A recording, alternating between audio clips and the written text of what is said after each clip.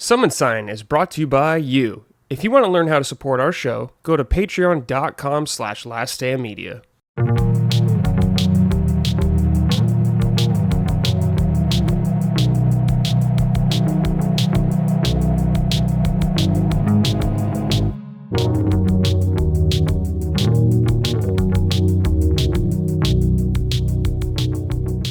Hello, everyone. Welcome to episode 13 of Summon Sign, Last Stand Media's in-depth gaming discussion podcast every week. I'm your host, as always, Brad Ellis, and joining me this week is Micah Moriarty. It's still different for me to say that. I'm like, is it Watson or is it Moriarty now? It's Moriarty confirmed, right? I asked you this before. Absolutely. I'm pretty sure. Yes. Okay. We're locked in. Part of the family. And legendary game creator David Jaffe. Looks like he's shaking his head when I said that. Doesn't think of himself as a legend. I don't. But I like being here. I appreciate it. I'm looking forward to being on the show. I've heard good things. Thank you for having me. Yeah, of course. I know. I see you in there. You're playing the game. So I was like, we got to get Jaffe on here. Definitely. Oh, I play constantly, man. I mean, even to the point of just, I saw Victor Lucas just tweeted out, like to the industry broadly going, could you please space out your fucking AAA releases? Because I believe it or not, I know the reviews haven't been amazing. I want to play Alone in the Dark, the remake, even though I know it's, I love that genre so much that I'm just like, fuck it. I don't care if it's a 6 out of or 7 out of 10. And then Rise of the Ronin has been getting a little bit of mixed. And then obviously Dragon's Dogma, which they announced today, is going to be on GeForce, which is where I like to play all my games if they put it on there. And I'm just like, come the fuck on. And I'm still on Overlord, Unicorn Overlord. I just, whatever, go fuck off. So I'm with Victor on that. But yeah, I play a lot. lot. Good. You're on the right show then. Because all of us are struggling to keep up with games. There's just too many. But and they're long. Long, yeah. I just finished Rebirth and it was like 90 hours for me to get through it. So, and I haven't done everything in it still yet. I don't know where people find the time. I really don't. Gotta make cuts. I hear people, Gotta make cuts. That's all you can do for now. I guess. I hear people all the time saying, I've on my stream and on my Discord saying, I finished this, I just finished this. I'm like, what do you work? Do you have outside obligations? Or, and I know they do, but I'm like, fuck, that's a lot of fucking time. Yeah. But, that's good if you got it. Yeah, definitely. Before we get in the show though, please check us out on patreon.com/laststandmedia. If you would like to support us, we greatly appreciate it. Leave a nice review on podcast service if you're listening there, or a nice comment or a like on YouTube if you're watching on there. It helps us, so thanks. All right, I got some more questions for us from the audience. First one is from Dang Sing Easy Ray Lee. How was your trip, Micah? Did you have any fun stories you're willing to share, or any restaurants you're willing to recommend? So you went to Boston recently. Yes. Tell the audience and us, how was it? Oh, it was fantastic. The number one thing, I'm not actually from Boston itself. I'm from 2 hours west, so out in the countryside. But just getting on the plane and going to Boston, the number one thing when I get there is just hearing people's accents, and it sounds like home. Just hearing everyone talk. There's no southern drawls over there. And just, that's the feeling of I'm home.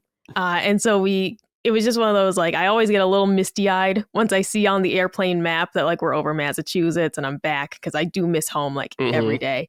But we had a great little weekend. It was a quick trip. We got there Friday night. We had the games Saturday afternoon. We came home Sunday. So it was just a quick trip to get to the game. But it was awesome. It was my first Bruins game ever. First time seeing TD Garden. So I cried, once I saw the ice and everything. It was really emotional, honestly. I'm a huge hockey fan, but I never got to go to a game. It's just something we couldn't afford when I was a kid.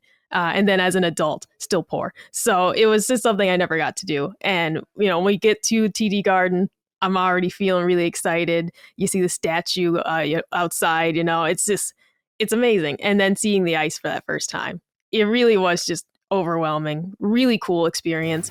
We went to one restaurant, one sit-down restaurant, which was Tavern on the Square, because it was right down the street from our hotel. And it was great. Burger joint. We're very simple people. And so we saw this place where like just Americana. We didn't bring like dress up clothes to go to any of the fancier restaurants. You know, we didn't want to look like bums. So we were perfectly content to just go there, you know, have a simple meal. It was fun. I don't have much else I can recommend over there just because it's not my stomping grounds, right? Like Colin, way more familiar with Boston because he lived there for 4 years. Me, I would go to Boston once a year for PAX East just for a day trip, like just go to the convention, drive home. Yeah. And so I really don't have much familiarity with the city, but I'm excited to go back at some point. This definitely won't be my last hockey game. I'm definitely planning on going back and seeing a couple more, you know, in my lifetime at least. I'd also like to see a Pats game eventually. I've never been to Gillette Stadium either. Only thing I don't like heights. And so our seats were kind of high up this time. Next time I definitely want to sit lower down. It was a bit freaky and I don't really want to do that part again. It's good to know though, because if we ever go to a Patriots game, their stadium is even crazier. Yeah. And I definitely don't want to sit like way up high if we go to one of those. So are hockey tickets, what are compared to like football game tickets or baseball? I've never been to a hockey game except like, you know, I think in Birmingham when I was a kid, we had like a farm league team. What are the tickets astronomically cheaper than football or it's all about the same? It's way cheaper than football. Yeah. I mean, but it's still expensive, I imagine. Yeah. I mean, I think our tickets, you're probably looking at probably 200 plus each, but at a football game it was like to have a football games like at a football game, like comparable to what we had would have been like, you know, $500 plus. I mean, football tickets could be about double what we paid. So you've got like hockey, and then football, and then Taylor Swift is what I imagine. Yeah, you know, a couple other steps in between there, you know, throwing Bon Jovi somewhere. Yeah, well, so yeah, it's like the Super Bowl, you know, on the 50-yard line, and then Taylor Swift, probably something like that. But. Oh, yeah. I mean, I had seen something that it was like a ticket to the Super Bowl was, I mean, you're talking in the, what, okay, I always get, it's like five. Like 13,000. Yeah, exactly. We're talking like 10,000s plus for a terrible seat. It's bonkers to me. It is nuts. I took the kids and to see Katy Perry back when she was, you know, exploding, and you know, tickets were whatever. I forget what they were, but when we were walking in, because Taylor Swift had not become Taylor Swift yet, she was a big star, but nothing like she is now. And they were selling tickets like you could see on the marquee, like a little LED readout. It's like Taylor Swift next week, and tickets were like $35. Wow. Oh my God. And you know, it's like, it's crazy, man. I mean, concert tickets are out of fucking control, and sports tickets. We went to see the Padres, and that was nuts, but it's fun though. It's fun to go. Yeah. You got to go every now and then. It's expensive, but it's fun. Yeah, I think so. What do you like to go see? Me? Yeah. Oh, if I go to sports? No, anything. What kind of live events do you want to get out for? Concerts usually I would go to. Like I've seen Paul McCartney a couple of times. Of course, that was pretty expensive. But like I haven't been to a lot of big arena shows now that I think about it. No, I don't think I've been like huge arena. Like I've never seen like Taylor Swift or anything like that. Not that I'd be opposed to. I just haven't done that. Most shows that I go to are like House of Blues or something like that size. Oh yeah. Yeah. But where was Paul McCartney playing? Probably like I saw him at the Anaheim Pond at the time. It was the hockey arena. Mm-hmm. Then I saw him at Dodger Stadium. So, and you're pretty fucking young. How old are you? I'm 36. No, you're not that young. Yeah, I'm an old man. I only ask because it's like Paul McCartney is that would seem rare for somebody to go who's like under 40 or 45. Yeah. Well, like my whole family went. It was like a family thing. Okay. But I was like in high school the first time, then I was like 20 something the second. So still older, I guess. Right. But yeah. You know, that's not the real Paul McCartney. Yeah, that's right. I forgot he died a while to be ago. Clear. Yeah. He did. It's in the song, dude. That's right. Turn me on, dead man. That still creeps me out, even though I know it's bullshit. Just hearing it say, turn me on, dead man. Turn me on, dead man. Oh, come on, man. That's creepy. Dude, I saw him in LA one time. I was like, Jeff, you might know, it's like Mulholland Drive. There's like some nature stuff out there. I can't remember exactly, but I was out there and I just saw him walking around normal, just being a normal dude. I was like, whoa. I mean, I didn't go up to him. I didn't want to bother him, but it was just cool just to see him out there. Yeah. Oh, I imagine. It's weird seeing celebrities out of their celebrity world. I remember we used to live in Santa Monica, and I was walking down the sidewalk the day after the Oscars, and I saw Spielberg with his kid, and they were just talking about being at the Oscars the night before. And I'm just like, that's so fucking weird. You're going to the same bagel place I'm going to.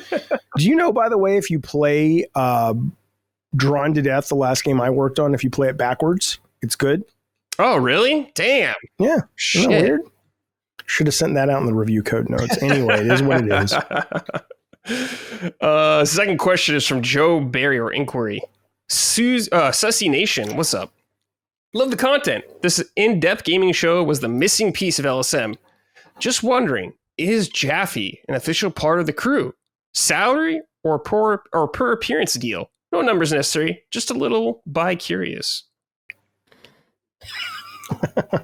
I am not officially part of the crew. I come when they call because I like being here, and I'm a big fan of what the whole organization does. So, but I'm a free agent. That's right. Because that's how we roll, and I have nothing to say to that. I got nothing else. I'm a free agent, but I love being here. I appreciate being here. It's always a lot of fun.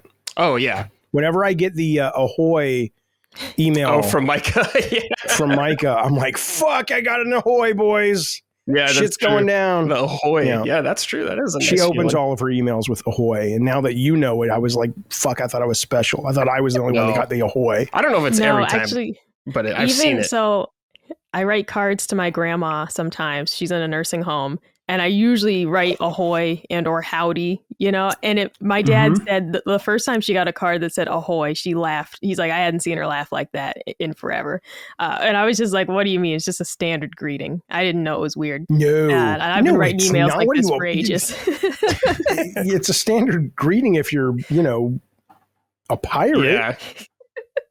Yeah.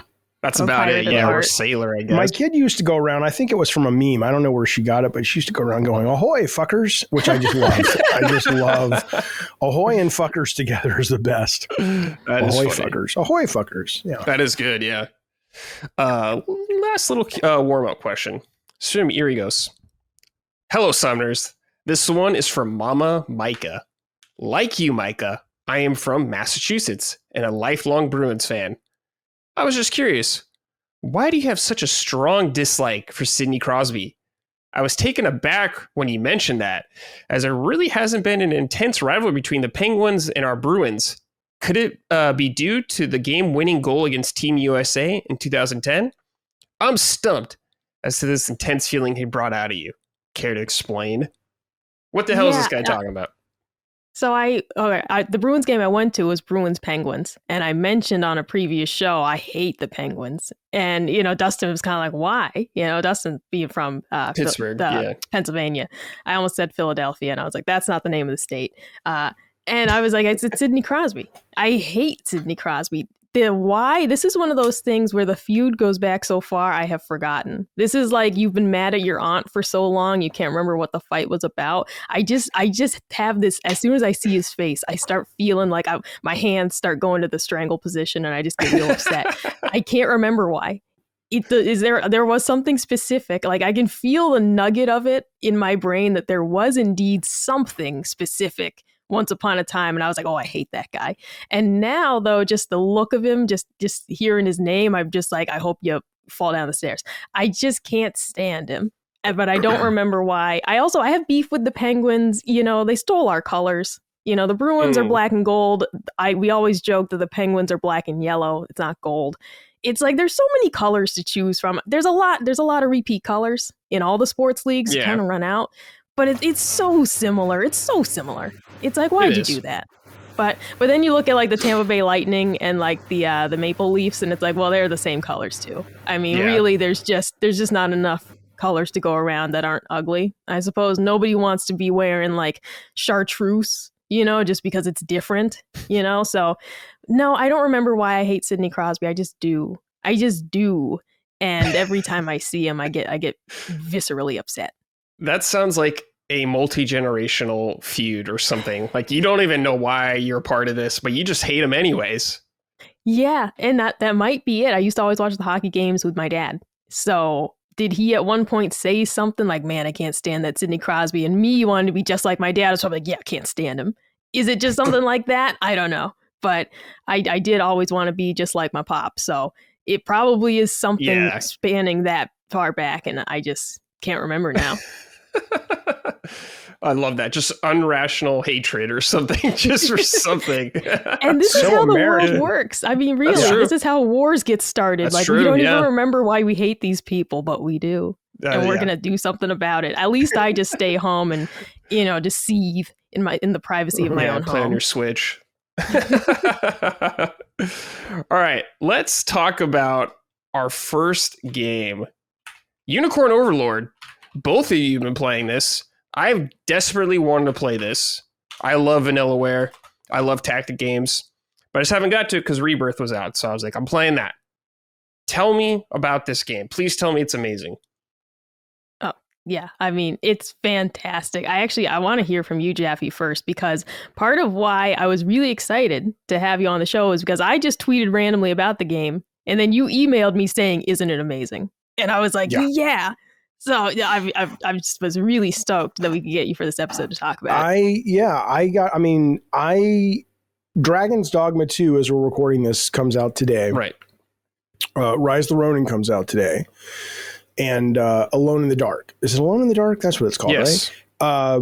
I want to play all three of those for various reasons. And I'm not even... Usually I would just have this like irrational, like buy them all right now, even though I'll probably never even play it or I won't play it for a month, but I just have to buy it. It's barely on my radar because I am enjoying Unicorn Overlord so much. It is, and I like tactic games. Like I don't play a lot of them. I loved Jeanne d'Arc. I loved XCOM.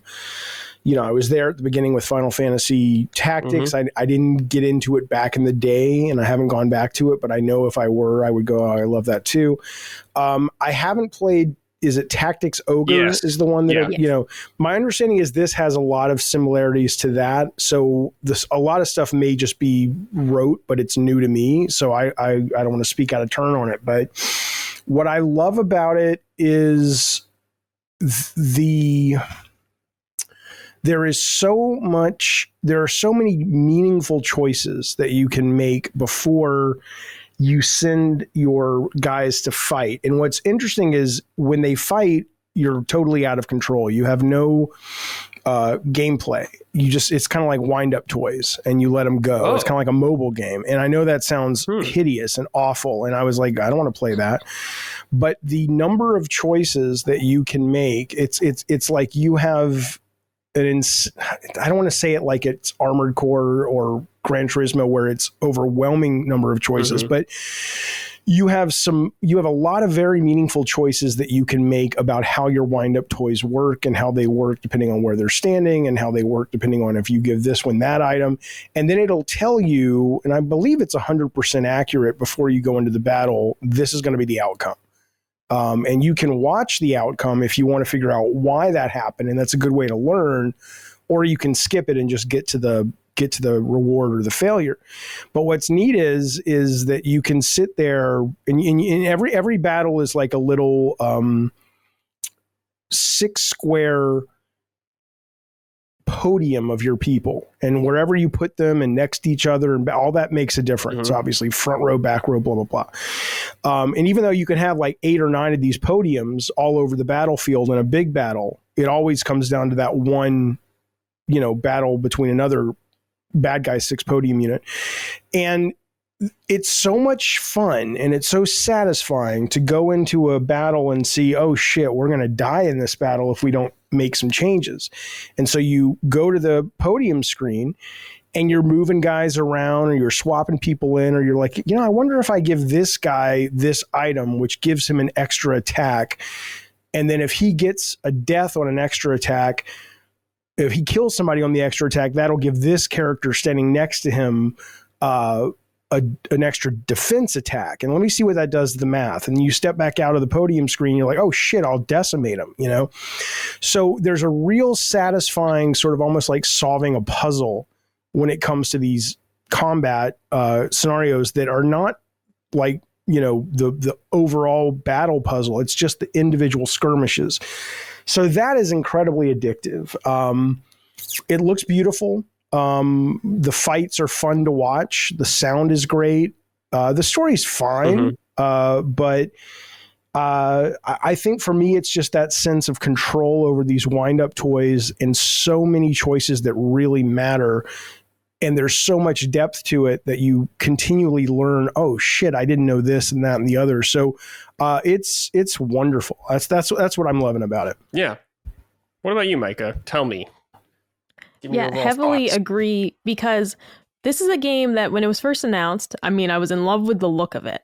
But then when I started to learn more about the gameplay and that the battles are sort of automated, I said, I don't know if I'm going to enjoy this or not. It was really unclear to me if this was something I'd have fun with. I'm a huge fan of, tactical RPGs like Fire Emblem, for example. I also really love Triangle Strategy. That was like my game of the year when that came out. It was fantastic. Yeah, great game. And I did play Tactics Ogre, the Switch release for that. So I really enjoy these games. But this one, I said, I don't know if I will enjoy the lack of control of choosing, your attacks, let's say.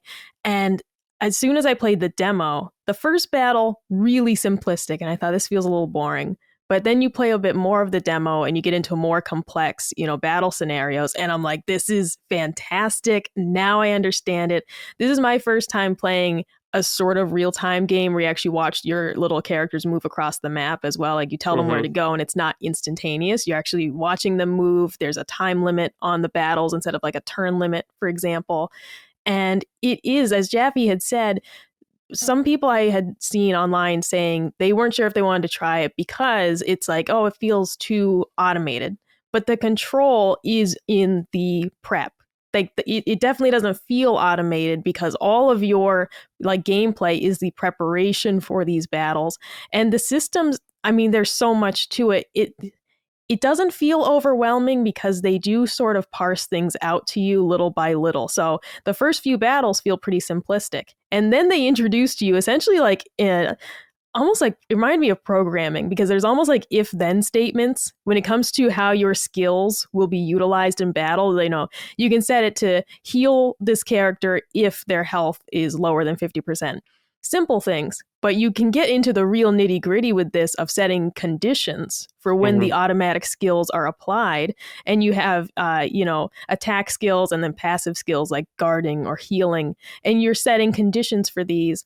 And if that sounds really overwhelming, I'll also note, though, that you don't have to get super into the weeds with it. I have not fully utilized all of these systems.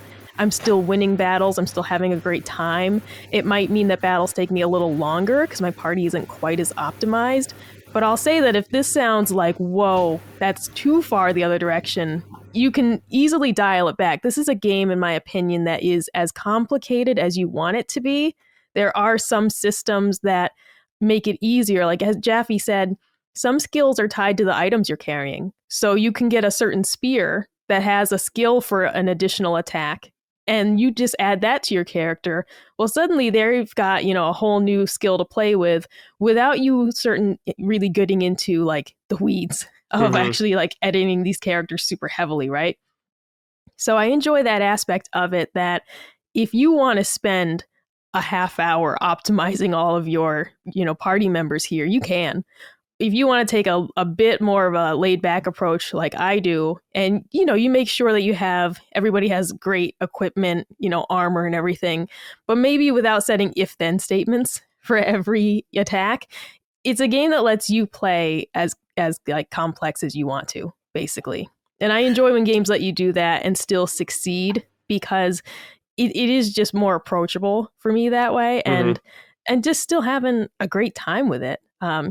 And then there's choices outside of like battle choices. The game lets you choose various things along the way, who to add to your party. You'll meet a lot of characters, just like, any JRPG, you'll meet characters along the way. Do you let them join your party or not? Do you execute a prisoner or not? There are these choices that pop up periodically, which I adore. Well, let me ask you about these choices. So you're talking about letting a character die or something like that, or letting them live. Have these been very impactful choices in your opinion that you've really noticed ripple throughout your playthroughs? Or is it just kind of like, it doesn't really matter what I do here?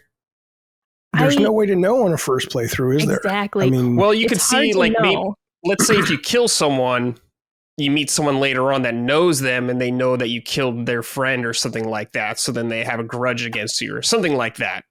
Yeah. As of right now, I don't know because, so for example, there's a prisoner that comes up and they're like, you want to kill him or not? I didn't kill him.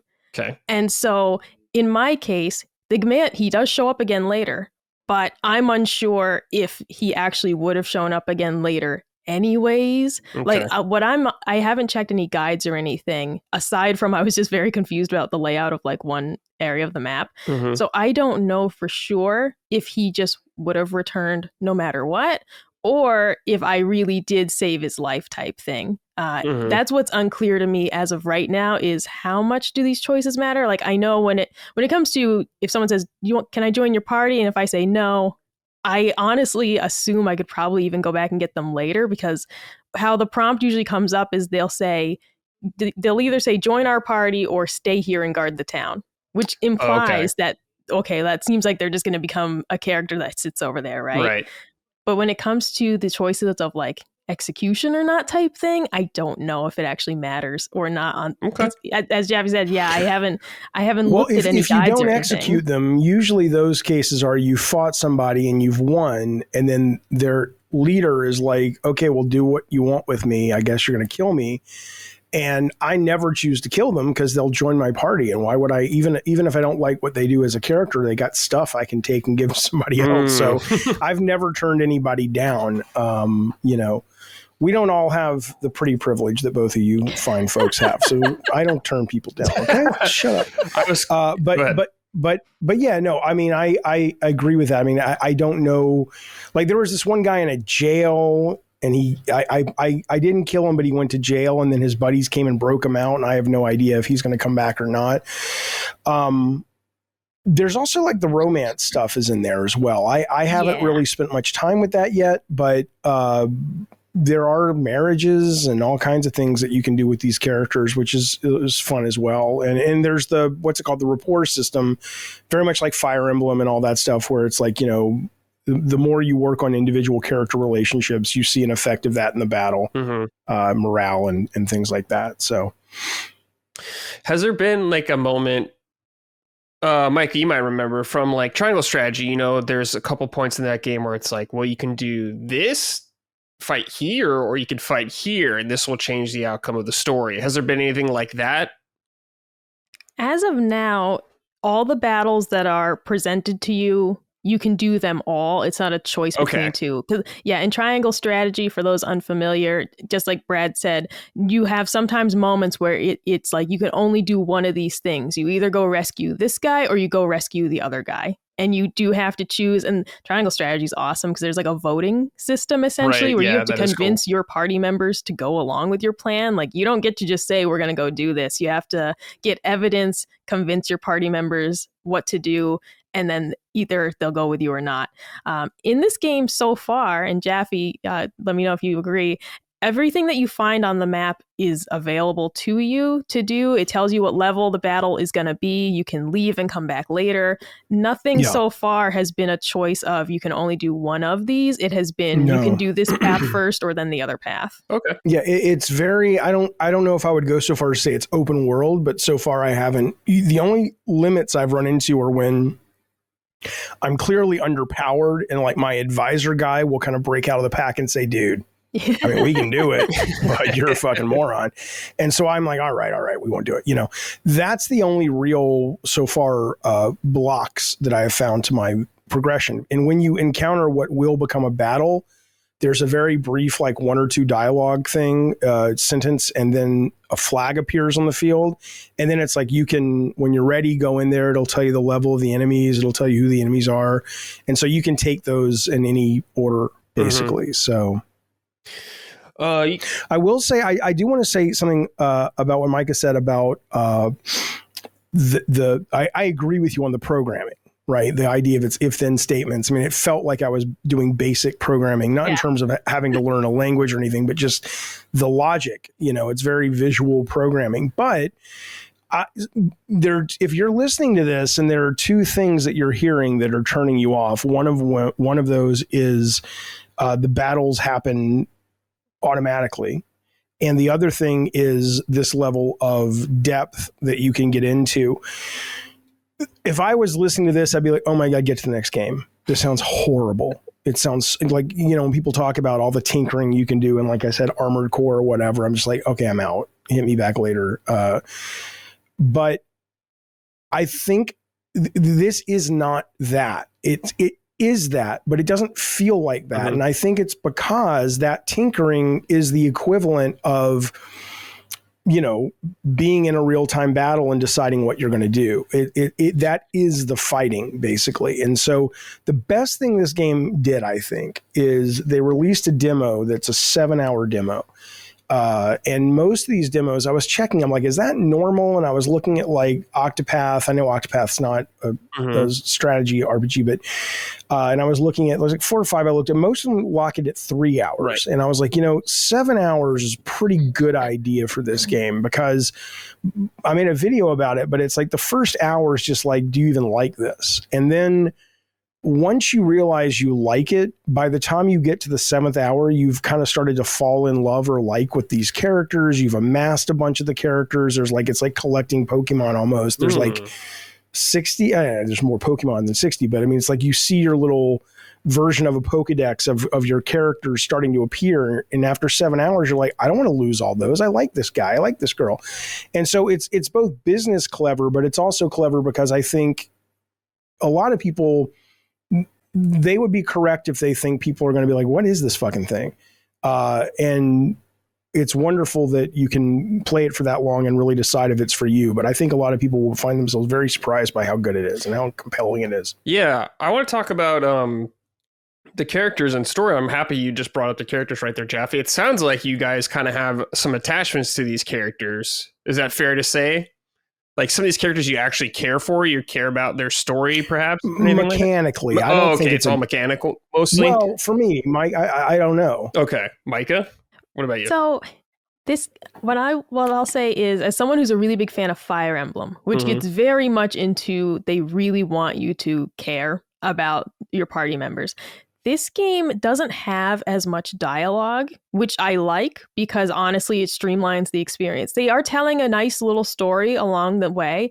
There are some honestly like laugh out loud funny moments I've encountered. There are some really sad moments, but it's not the type of game that I would be devastated if oh no, Leon died. Like, and that's a fake name. It's not an actual person in the game. I'm just making one up. Because it just doesn't feel like that. You do have, as Jaffe mentioned, there's the rapport system where you have these little conversations with characters. You earn those by either battling alongside them or giving them gifts. That's also where like the romance and marriage comes into play, is, you get someone to the max rapport level. I'm assuming eventually you'll get married. I haven't gotten that far yet. But those little conversations are where a lot of that kind of characterization happens, but they're kind of optional, like you really can just ignore those. I forgot about them because of the rapport like section in the menu. I just kind of forgot about it, right? So then I click on it the other day. I have 20 of these conversations to watch. So I go through them all. And then I said, oh, there is more story to this than I realized. And I was just so obsessed with the battles. Right? I mean, you get little honor trophies that you can spend to get more stuff in game, and so it's also mechanically valuable beyond just what happens on the battlefield in the story. Absolutely. So I'll say that when you watch the rapport conversations, it does add a new layer of depth to the characters. You learn that, the swordsman who seems really cold is actually quite kind on the inside type thing. They throw that stuff in there, but it's not really presented to you in the dialogue before battles, let's say. That's all very just like, I've come to slay you. And they're like, do your worst, and it's kind of like that, which I like because I don't need all these long cutscenes in a game like this, this for me, I mentioned to Jaffe, this is a game for me that is all about the gameplay. The story is good. They have some good lines in there. It's not cringy dialogue. It's not bad dialogue, but I don't need it to be the Last of Us level storytelling. But the gameplay is what's keeping me hooked. That's what I'm here for. But I think what contributes to that too is a lot of times in games you'll become attached to a character because of it's well written or it's written in a way that you like that character and the mechanics of the character are really compelling. And so if you lose that character, it's kind of a double whammy, right? But in this game, I don't know, Micah, how you're playing it, but they're like buying Star Wars figures. And by the end of the day, if you've got 20 of them, Han Solo's using Obi-Wan's blaster. He doesn't have a blaster, but Boba Fett's blaster is being used by Greedo. It's just all kinds of, you mix and match, right?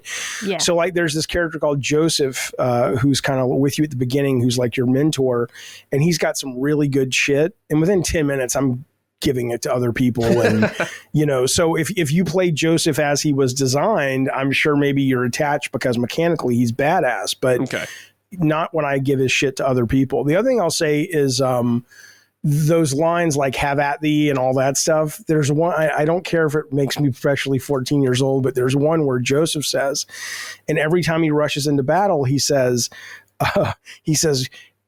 gaze on the face of your demise, but all I hear is gaze on the face. And I just think that's the funniest fucking thing. Every time he's like, gaze on the face. And I'm like, come on, Joseph, what are you doing?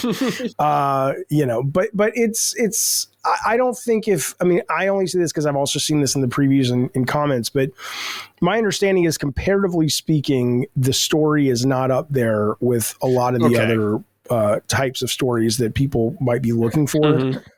It doesn't mean there's not one. I like it. I'm curious where it's going. I like some of the twists and turns. I like the relationships, blah, blah, blah. And the character design is a lot of fun. But yeah, I don't sit here and go, this is like, I'm playing it for the story. No. Got it. No. Yeah, I think it's fine if you're just in for the gameplay. It makes total sense to me. I think that's a testament to probably how good it is if you guys are just like so amped just to get through it to keep playing the gameplay. I have a couple more questions about. I don't play games for stories anyway. But that other people I know do, and so Micah, what about you? Would you walk away from a game if the story wasn't good? If you were enjoying the game, or is that where you get most of your story satisfaction from in media?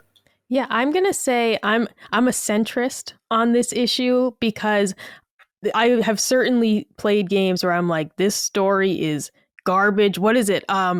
Is it Bulletstorm? Is the one where that game fun as hell. That game is amazing. The dialogue is just some of the worst things I ever heard. I had moments like I can't play this for another minute. Tits, but there's something like Sugar Tits in there, right? What's the opening? God, I can't.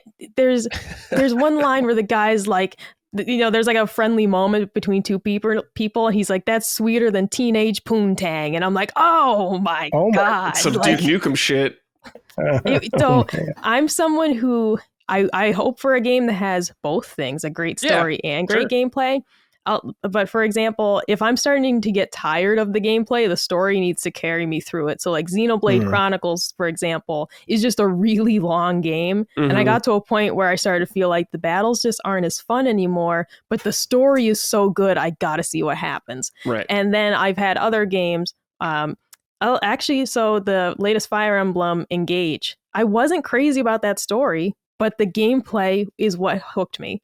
So as long as one thing is really good in a game, I'll usually stick with it. But I'm not someone who says like the game has to have an amazing story long as the gameplay makes up for it. Yeah, I think if just whatever the game's greatest strength shines through enough, it doesn't really matter that much. You play fucking Mario, you're like, the story is like non-existent, but it's Mario. It's like some of the best gameplay around. It doesn't matter.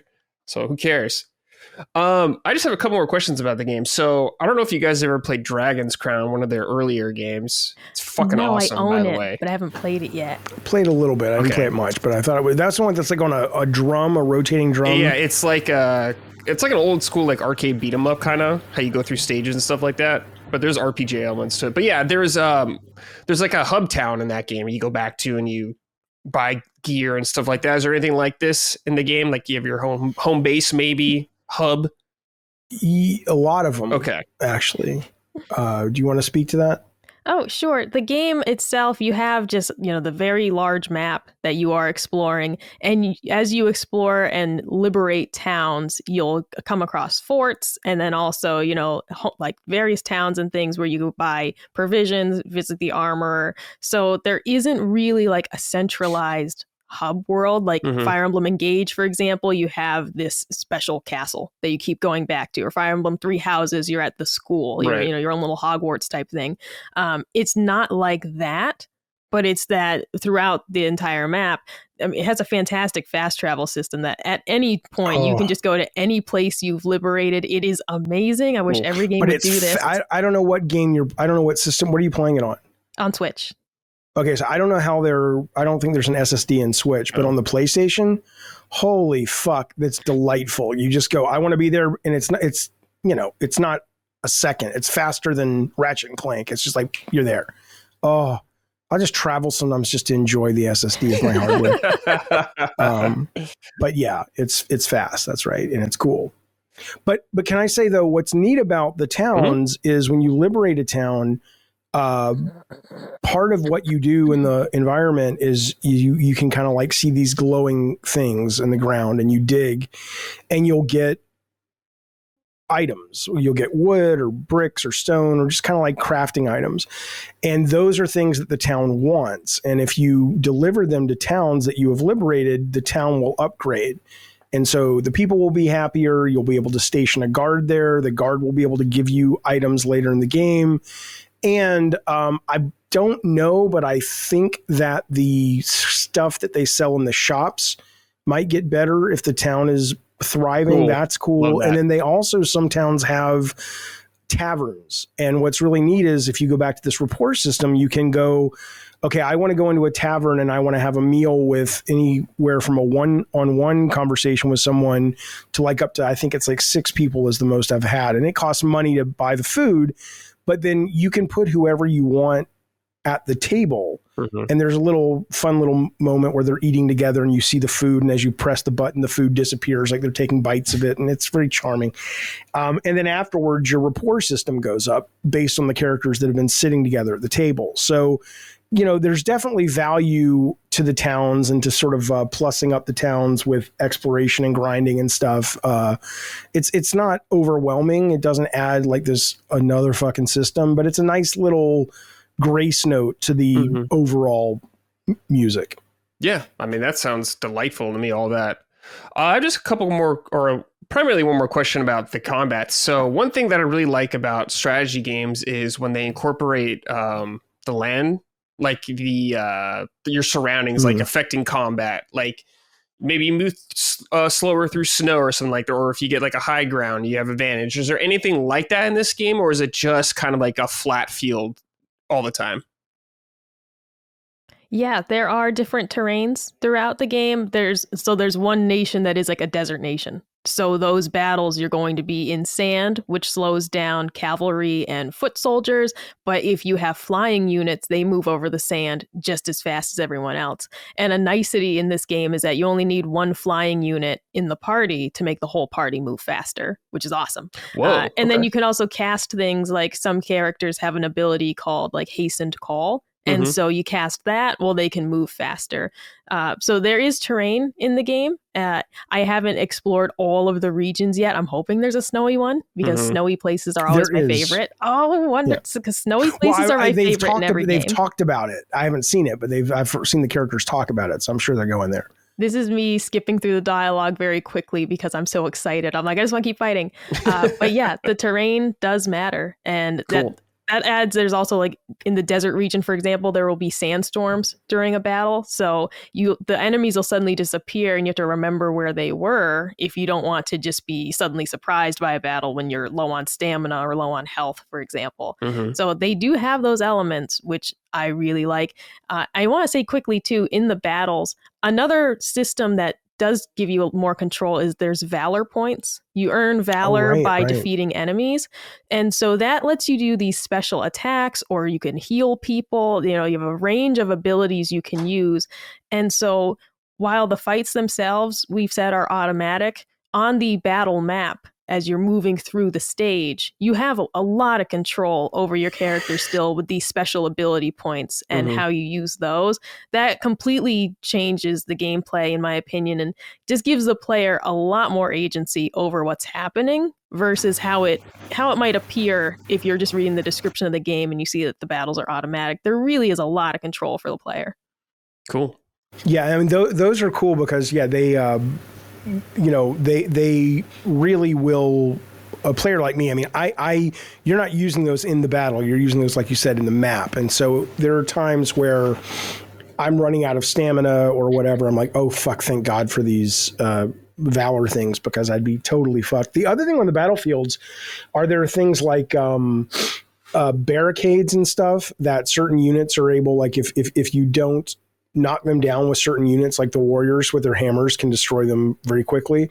Everybody else gets pushed back and they might take a little damage or hit stamina. And so even moving through the map, and you can pick up things like, what are those little try things that the archers go behind that you can start finding those and placing those on the battlefield and putting people in them? I think they're called mantlets, like mantlets. Yeah. I keep calling them mantlets because I just genuinely misread it. Same as there's an item in the game called cornut lumber, but I kept reading it as coconut lumber. We believe I'm dyslexic. I was never diagnosed, but there's a lot of signs, right? And so Colin was like, "Oh, cornut lumber, what's that?" And I was like, "Coconut lumber," and he's like, "That doesn't say coconut." And the whole time I've been reading it wrong. So I have my mantlets that I hide behind. I have my coconut lumber. And they're flowing in and out of my brain, but there's just idea like, oh, this. There's a lot of nuance and subsystems in there that I'm sure we're forgetting and that we haven't even encountered yet. But there's a real sense of a mind behind this game, or a group of minds behind this game, that really want to show people a good time. Mm-hmm. Like it really seems well crafted, lovingly crafted. There's a passion to it. The one thing I was thinking, because I was looking at, I think Steam put out a list of the games most people played on what's the fucking PC Steam handheld called? Steam Deck. Like the top 100. And somewhere in there, I think was from last year was Marvel Midnight Suns, which I liked a lot, but I never finished it. I didn't like having to walk around the Abbey. There was like 3 games in that game. There was the card-based tactical strategy battling. There was the visual novel aspect of all the characters talking, getting to know each other. And then there was the wandering around this 3D Abbey and the grounds. And the Abbey, I thought that was the most boring part. And I lost interest. But I know it lost money. I know it caused a lot of people from that team to kind of either get laid off or move on to some other place. And I look at a game like this and I go, the number of people that were going to be interested in a visual novel meets a turn-based strategy game, even with Marvel, was never going to be the number of people that were interested in an action-adventure Spider-Man game. Right. And I look at this and I go, Jesus, Marvel, you could have just fucking done this, because the people who are going to play a game like this, they don't need AAA graphics. They like them, I'm sure, but this is fucking, it looks like 16-bit pixel game until you get into the battle. And I just keep thinking what a great opportunity that would have been, because the Marvel pixel characters could have been cool. And then that beautiful, like the opening of Marvel versus Capcom cinematic, just that could be what the battles feel like. Yeah. But in the actual game, it's just, like 16-bit characters. Yes. I think it would have sold just as many. I think it would have sold probably better, honestly. That sounds way more appealing to me. And I think probably a lot of people are into those types of games. I think that sounds more appealing. Like I played a little bit Marvel Midnight Suns and it was fine for what I played of it, but I just couldn't. Some of the designs I think weren't for me, I guess, when I think about it, like the Abbey and some of that stuff, but I didn't get super far. And so maybe I would have liked it more if I played more, but what you described, Jaffe, sounds awesome. That sounds right up my alley. So Marvel, Bill Roseman, if you're listening, make that game. Make that change. Yeah. We got a couple. Somebody's got a Shimon. Come on now. Shimon. Anyway. We got a couple write-ins about this. They got rid of his brain. Do you know that? What do you mean they got rid of his brain? When he died, when Michael Jackson died, for some reason, and I don't remember the reason, I think they didn't want someone to steal it. And so he's buried with his brain back in his head, but they made sure the brain was removed because I think he was like in some kind of stasis before they had the whole gold coffin at the convention center and all that stuff. And there was no brain with him. Think about that. Somebody's job was to guard Michael Jackson's brain. Damn. Why did he have his brain out? Was that a request from him or something? It might have been from the family. I think because they were worried it would be stolen. I would steal it. Out of his, if I could have Michael Jackson's brain right there in a jar bag, goddamn right I'd have it. Well, when you were talking about his brain being separate, I was like, whoa, are they going to put his brain in a robot or something? Oh, that would have been way cooler. Great. Yeah, moonwalking robot. Yeah. All the talent, none of the molestation. I mean, that would be... Take his sex drive away? Yeah, exactly. Yeah. I don't think he actually did it, though. I really don't. But I don't know. We'll never know. We'll never know. Well, I don't know, unless those kids come out and say he didn't. But it's a different story. It's a different show, my friends. But I don't care. I think it's fascinating. Let me ask you this, though. This is important and relates to video games. Yes. What video game creator, like let's say it came out that Miyamoto had diddled a bunch of kids. Would you be like, I'm not playing any more Mario games that he ever was involved with? Or would it, because some people said that about Michael Jackson. It's like, I can't listen to his music anymore. Right. I can respect that. I can understand that. I don't feel that way, but I totally respect and get why somebody would say that. Would you, is there a video game creator that would have to do something like that and you'd say, I'm done? Oh, for a game? I don't know. Like, I think about like my favorite game creators. Like, I don't know how I'd feel with the shock of hearing that right away. I think I might take a break for a little bit, then just kind of maybe ease back into it. I'm not sure.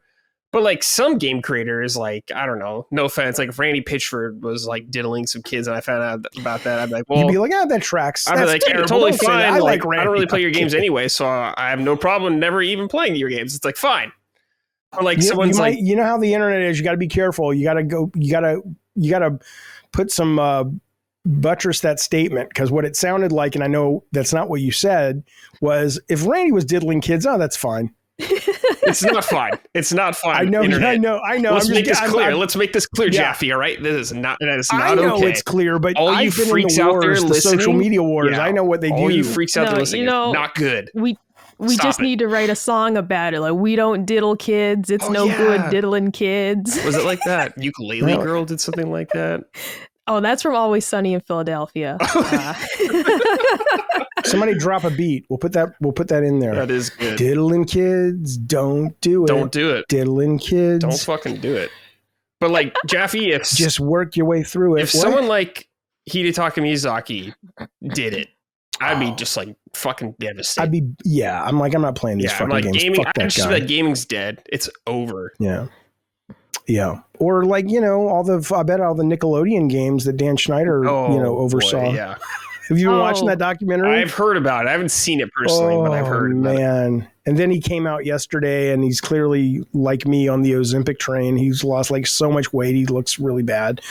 Isn't that terrible? That's the first thing I go to is how he looks. I'm so petty.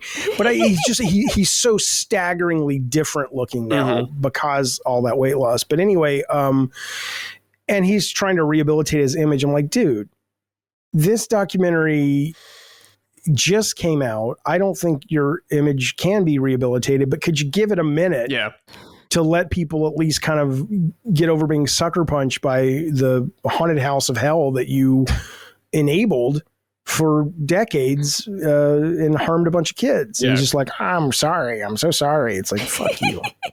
Yeah. Anyway. Fuck you. Hey, what show is this? I don't know. Well, it's a Last Stand Media show. Anything happens. It's just the way it is. Okay, there you go. Fair enough. We got a couple write-ins about Unicorn Overlord, though. This first one is from Spencer Price. To all you Unicorn Overlord weebs, I want to be just like you. After hearing Micah on Punching Up praise the Unicorn Overlord demo and seeing very high review scores, I had to try it out for myself. As I started playing the demo, I kept wondering when the game would let me play. The tutorial would tell me where to place my group of heroes on the map screen, and after that, I would just watch the fight. I figured this was just because I was playing the tutorial, and was playing as the main characters, so I had to go through this and see the cutscenes. After getting through the entire intro, I was so excited to finally play the game. But here's the thing. You never do. You just pick your units and then watch them fight. I couldn't believe it.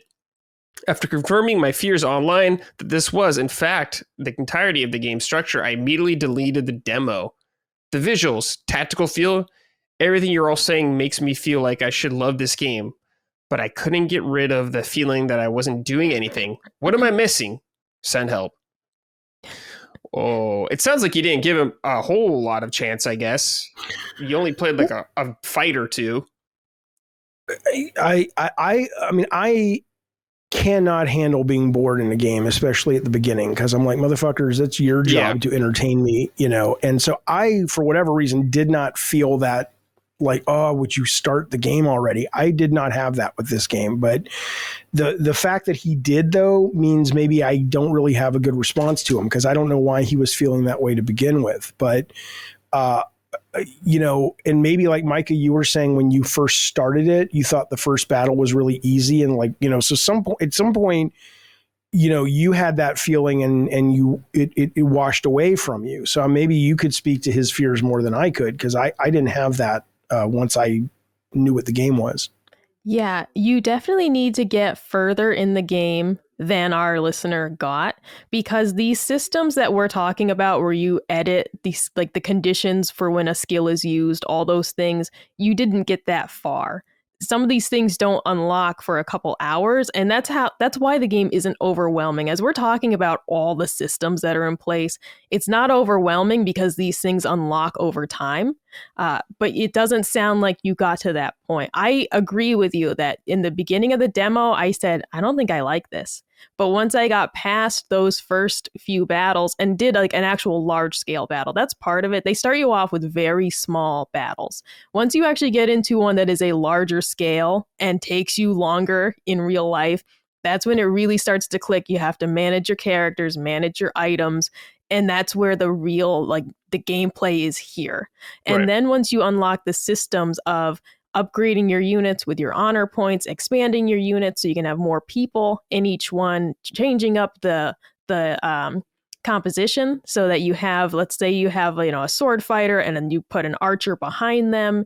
Once you start getting into the nitty gritty of that is where the satisfaction is. But you do need to play, I'd say at least like 2-3 hours to really get into the larger scale battles. Like it's fun in the beginning, but to get to like the really big battles, I don't think you got to one of those maybe until like an hour and a half, 2 hours. And unlocking just some of the extra systems, you know, you don't really even find out about like the renown system, which allows you to hire better mercenaries, for example. You have to level that up. It is really fun, I'd say, like after an hour of playing, but you don't unlock some of these systems until a couple hours of playing. But for other listeners, I will say, I don't have the patience for that. I'm not one of these guys. It's like, oh, the game gets good 2 hours. Fuck you. No, your job. No, fuck. I can't even handle the fact that gamers are comfortable with that being, you know, the norm for a lot of games. Like, oh, it gets good. And no, it's whatever. But so trust me, my experience was not, I was like, for the first hour. I was engaged relatively quickly. The other thing I'll say is a lot of people say who play these kinds of games, and I even found this, and I'm not a great gamer. People were saying this game's pretty easy comparatively, even on normal, but I'm getting into the part now where I'm starting to have to really do some interesting configurations of weapons and characters to win battles. So it may also be that this guy who wrote in is just like that first 40 minutes or whatever he played was not only lesser for him because he wasn't engaging with the systems yet, or he didn't quite get the value of the auto battles yet, but he also might have been a much better player. And it was so easy for him that he almost didn't feel like he was playing. I do want, you know, I want to hit on two things I think are bad about the game though. Sure. And I hope they get fixed in a patch. I think the user interface is the wrong word. Okay. So they go to this isometric view when you are dealing with I call them podiums. I don't know what it's called, but like your 6 grid little pre-battle before where the people get positioned and all this shit. Mm-hmm. And the controls are really bad for isometric. It's like you start, you want to like let's say you have 6 on the top row, 6 of these podiums, and you want to jump from this one to that one. You can't just R1 it. You have to go through each individual character to get from, square 1A to 6A. You got to go through 2, 3, 4, and 5 ABC on the top row. It's ridiculous. The other thing is, and then when you take into account it's isometric, a lot of times you're moving to the right, but your analog stick gets confused and it kind of takes you down.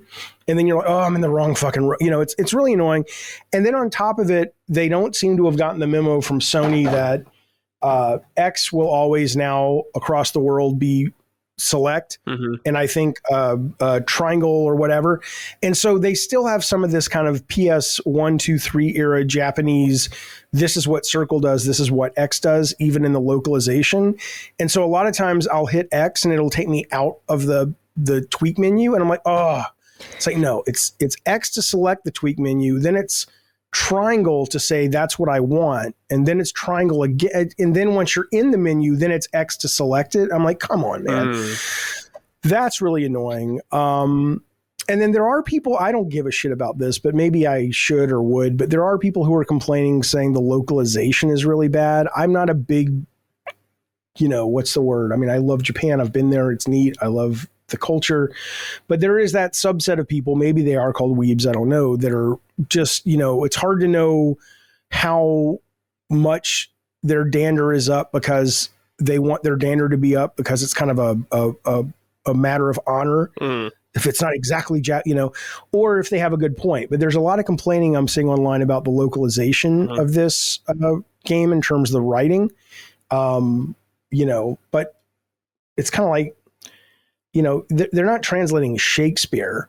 I mean, it's kind of like, oh, it's an episode of Home Improvement that they translate. It's like, that's the story's not, it's a fine, decent pulp fantasy story, so, but I do, if you care, I'm not belittling that. I just don't know what they're complaining about other than Micah, you've heard that complaint, right? The localization. I actually hadn't seen it, and now, so because I'm curious, because like it's not a very deep story. It's well written, but it's not very deep. So I'd be curious what the issue would be. Like, oh, did they make the 12-year-old 18 instead? Is that the problem we're having? Well, is it one of those things? I thought Lex and the main hero, Elaine, were gay as the day is long at first because. Which is fine, but I was like, oh, this is what they're complaining about. This like a sweet baby thing. I don't know. It's all woke. I don't know, because there's a line at the beginning when Lex and Elaine, there's a woman, I think it's that woman Scarlett, comes up to them and she says to one of them, oh, I see that you and Lex are spending a lot of time down at the beach playing with your swords or something. Yeah. And he says something like, and I'm like, oh, okay, I guess they're gay. And then I don't think they are now, but that said, though, maybe that was the thing they were complaining about, like, sweet baby strikes again. I don't know. I have no idea. What I saw was from some people complaining. I haven't played the game though. Is I saw some examples of them really fluffing up the dialogue in the localization. Like some of the examples I saw, the Japanese was much more kind of straightforward how it was presented. In the English one, they like added a lot of different words to make it sound more Shakespearean and stuff like that. I did see that complaint. Yeah. So that's all I really know about it. Which is like, well, that sounds pretty good though, because they make jokes about it. For example, that Elaine has to learn how to be a prince and he has to learn how to speak properly. And so he speaks very plainly at times. And then when he's speaking to someone of nobility, he changes his tone and he is very flowery in his speech. And so there's a mix of characters, and you kind of need that distinction to really highlight that some of the people in your party are peasants. And then you have the nobility who speaks very flowery to a point that sometimes it is like a little scoff worthy, but it's just making it really clear what their background is, in my opinion, and reminding you that they're all dressed like knights, but some of them are peasants. No, I think it's kind of just makes it easier to keep straight. I think one of the things is that it's like literally the same character saying something one way, then they're presented in a very different way how they present it. Like, let's say, like you said, one of the characters, maybe a very more like lower class character or something plain might speak more plainly in the Japanese one. That could be for everybody though, but in the English version, it's much more fancier stuff like that, much more Shakespearean. But like I said, I haven't played it, so I don't know all the examples. That's just what I've seen. I would say that if you basically know the translation, that might bother you. I can appreciate that just because it's different, and maybe you're offended that they're not doing what the creator wanted. Although, for all I know, you know, when I did localization on our games, or people localized our games, you know, we had one conversation with the people, and it's like, here's kind of the vibe we're going for, and then you trust them or you don't, you know. But regardless, though, if you didn't know that, it's not going to take anything away from the game. It's not like you play it and go, oh my God, this dialogue is like Resident Evil 1, you know, Master of Lockpicking or whatever the fuck it was. So I've seen the complaint. I respect it if that's your cup of tea, but it didn't affect my game. Sure. Yeah. I mean, in the long run, I don't think it'll affect the game, anything like that. Yeah. And for all I know, the devs, Vanillaware, could be okay with that kind of them fleshing out the dialogue in that way if they want it to sound more. The CEO had to pay for the rest of the game out of his pocket. Yeah. I think he was just like, get the fucking game out of the fucking production. Let's go. My fucking mortgage is due. Speaking of that, Neo JD wrote in, even though this game has a Metacritic in the high 80s, I was very surprised to see it was already on sale for $45 just a week later, which suggests it may be underperforming. Why do you think this game isn't resonating like the other games from Vanillaware and Atlas? I mean, have those games, other than what is it, Persona? Atlas is huge now because of Persona. Right. And Atlas is Sega. Yes, right? they're owned by Sega, yes. So Vanillaware is just the developer, not just, but I mean, yes. You know. I mean, so have the Vanillaware games ever been anything in America other than niche? Crazy well? I don't think so. Yeah. They've always had like a very passionate fan base, but I don't think they've ever been like humongous sellers that I'm aware of. Was this a $50 game or a $60 game? I don't remember. I want to say it's $60. Double check. Yeah, I thought it was, but I'd have to double check my order. It's $60. Yeah, I mean, they gave you a 7-hour demo. I don't think they could have done anything better. If other than if Micah and this other guy's experiences are closer in the first few hours than mine was, then maybe they should have thought about, you got to get them in that first hour, man. You can't, you know. But short of that, though, I think they did everything they could. There's just, you know, there's a lot of people who at a $60 price point who are not the people who are going to buy a game like this, even if it's AAA visuals. Right. But it looks like a Nintendo game. It looks like a Super Nintendo game. Yeah. Until you get in the battles, which some of us like, but I don't think maybe enough people like it to charge $60 for it. Yeah. I mean, I'm not seeing it for 45 anywhere else. Maybe that's just in a very select area or for a limited time, but it seems 60 now for everything. Yeah, I don't think their games usually sell that great anyways. I think the amount of attention their games get at least is good, so hopefully they can keep going. Because even though I didn't care for it as much, their last game, I forgot what it was called. It was a much more visual novel, but I didn't really like it as much. The 13 Sentinels? Yes, that's it. Everyone's telling me that's amazing. I haven't played it, but I haven't either. I didn't really, it just didn't click with me. And I love Vanillaware. Yeah. It just wasn't for me. And I'm not saying it's a bad game or anything like that. It just didn't do it for me. Is that sci-fi or that's still fantasy? It's sci-fi. It's more sci-fi, than fantasy. But hopefully, I think it's also just a really competitive time for games right now. A lot of people are trying to get your money right now. It's like a really, really competitive time. So I don't remember exactly when this came out. But it like 2 weeks ago. Yeah, it came out like the same time as like Rebirth, and I was like, well, Rebirth and then Dragons 2. You know, I was like, well, I love these games, but I have to pick the ones I'm going to play first. Like this is a game I'll play later down the line. I really want to, I just don't have time for it.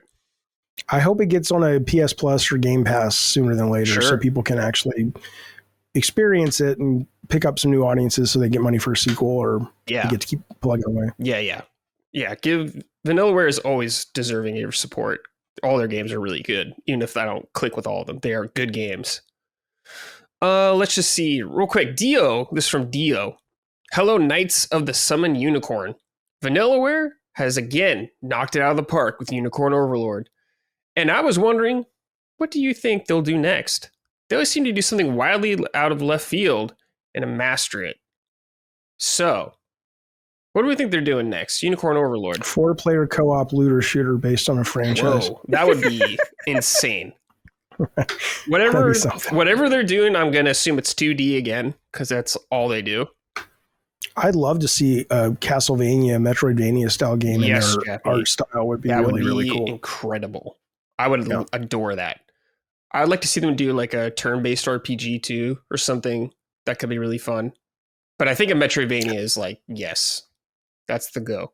I mean, I don't know if they have these. You hire the experience you need, hopefully, but I don't know if they've done anything to suggest that that's their cup of tea. But have they ever done a traditional turn-based RPG? Just sort of like, I don't think so off the top of my head. I can't recall one. Yeah, I don't think so. If there is, I don't recall. I'd like to see them then do the Marvel Midnight Suns game, but do it like this. Okay. That's what I'd like. Like Marvel Universe strategy RPG in the Vanillaware style, with a Vanillaware budget, but with Marvel. That's what I'd like. Final question for this game. Eugene wrote in, loving Unicorn Overlord. I need to get Jaffe and Micah's top unit, though. Which characters have they both been using and had the most success with? Top characters, why? From both of you. Oh, geez. Okay, I don't have my Switch with me, and the names are a bit forgettable because some of these people you just hire. Like, you just hire mercenaries occasionally rather than people you pick up through the story. Sure. Those people are harder for me to place. But so my main unit is going to be Prince Elaine. I have a knight named Clive who's on a horse. He's great. I have she's this like really big buff like swordswoman Bernice. Oh, Bernice, she's the shit. Yeah. She's awesome. She's what I picture myself being. I tend to forget that I'm a small person, and when I'm out in a picture myself as being very grand in stature, and I'm not.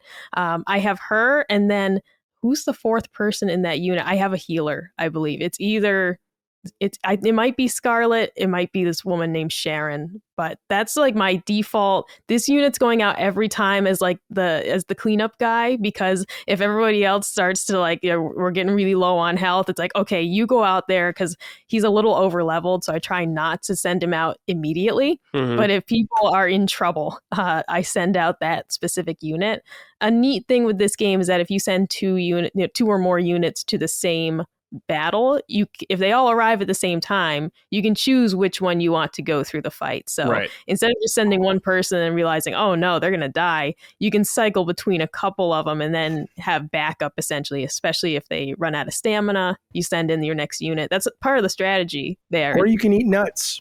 Yeah, eat the smoked nuts, and that eat the smoked nuts. You'll get an extra turn.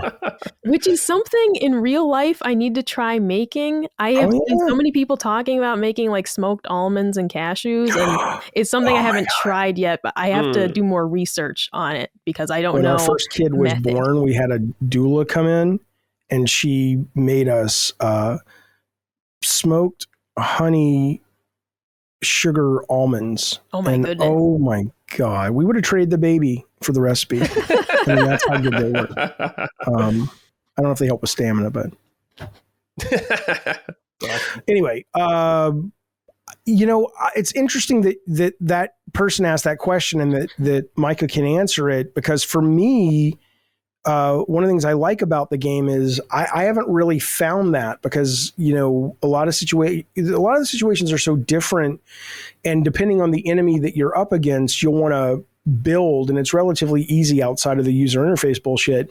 You'll want to build a unit of 4 to 6 battlers specifically for that fight. Now you can't do that in a big battle, but if you're out grinding and stuff, you can totally do that, Mm-hmm. and that's how I learn, because the game also does a poor job. You have to kind of go through some menu shit. I keep waiting for somebody on the internet to say, here's a visual of knights do great with these, knights do poor with these do great with this. And that system is in play in the game, but it's not buried like it's hours to find, but it's 3 or 4 menu screens over from where you need it, and then you've got to go to the guy you're fighting, and it's just kind of a pain. But the point is, though, is that depending on what you're up against, I'm always swapping out items and characters. So I have favorites, but not because, my go-tos, though, that I want to have in a party if I can that are effective is Bernice is great. There's a woman, she's not a witch. I think they call them sorcerers, but she can like make people basically depressed so they don't want to fight. She demotivates the shit out of people. And at the beginning she says like, I don't know what she says. And then they are like, it's just like, oh, it's ennui.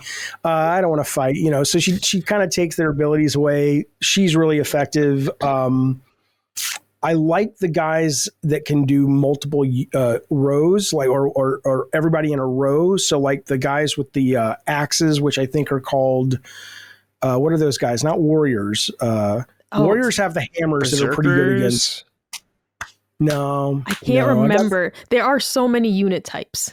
And it's like, and I just started upgrading my units so now they have different names. So that part, I'm like, I can't remember what they're called. But yeah, you've got he can come in with his axe and do an entire row damage. And then I like that guy, and I like the flying Valkyries because they can do the same thing, but they can pick front or back row. So if you've got somebody in the back that's doing magic or arrows or whatever, obviously your axe guy is not going to be able to get through the front row without wasting an attack, and he may not kill everybody, but she can fly over the front row and deal with those guys in the back. So there's a lot that I like, though.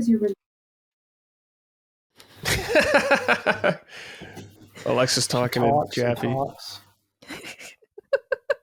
It's not a Jaffe episode unless Alexa starts talking. It's because I have ADD, and this little Groku fella here is this has saved me so much, because otherwise I would forget everything. So good old Grogu. Yeah, I have the one, it's on the shelf, you can't see it, but I had from Destiny, the little ghost, but that tied into Alexa, but I just wanted a little ghost figurine. I didn't, I don't even own an Alexa. I was like, no, I don't want you to talk. I don't want you to say anything. I just want you to sit on the shelf. And that's Peter Dinklage. His soul is in there. But that wizard came from the moon. That guy? Yes. Hey, some good news about Unicorn Overlord sales. It apparently topped the Japanese sales again. So good. It's doing good, or at least over there. I think it came in at number 7 in the UK the first week, which, it's not bad for a game like this. No, I don't think that's very bad. I don't see it's the Switch version, obviously, in Japan. I don't see the PS5 version on there. The only PS5 game on the top 10 is Final Fantasy VII Rebirth. Dude, Nintendo just dominates Japan. All right, let's talk about... Wait, before we do, also, listeners, no Dragon's Dogma 2 this week. No Rise of the Ronin as we talked about earlier. We're shooting this early because we're going to be in New York for the live show. I won't be back yet, so we're shooting this. That'll be the next episode. We'll talk about all that stuff. So fear not, we did not forget those games exist. All right, Jaffe. Let's talk about a little game called Resident Evil 2 Remake. I love this game. I've been replaying it recently. Micah informed me that you are a huge fan of this game also.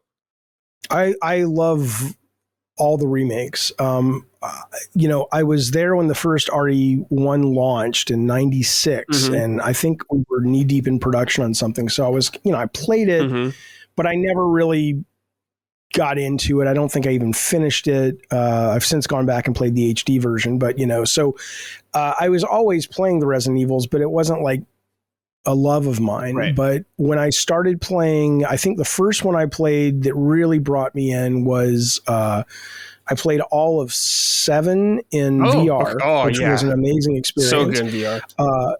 It's amazing. And then I played 2 and 3 and 4 and Village. And I think there was one other one I played, but the remakes are just the shit, man. And 2, between 4 and 2, I don't know which one's the best, but 2 I adore.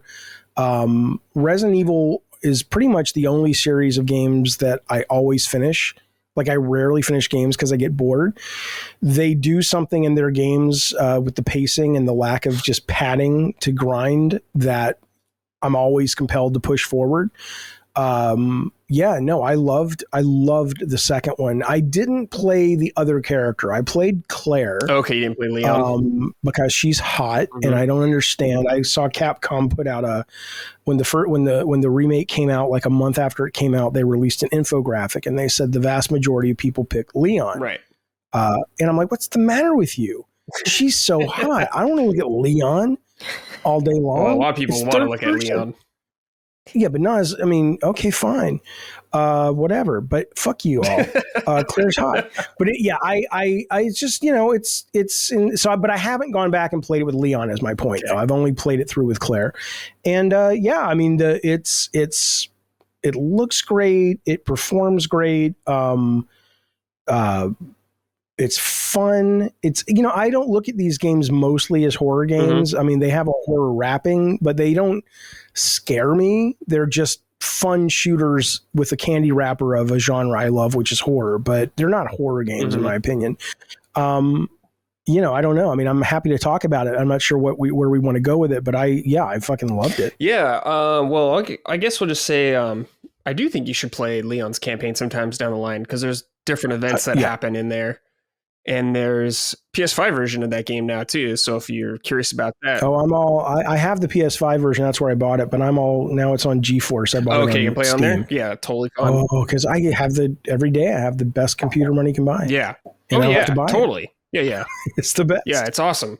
But why I brought this up, Jaffe, is because I've been playing it, and I played the game before. I played it right when it came out. I loved it. But I've been playing a mod of the game that adds in fixed camera angles. Nude mod? I played that with Claire. What? It adds fixed camera angles. No, not the nude mod.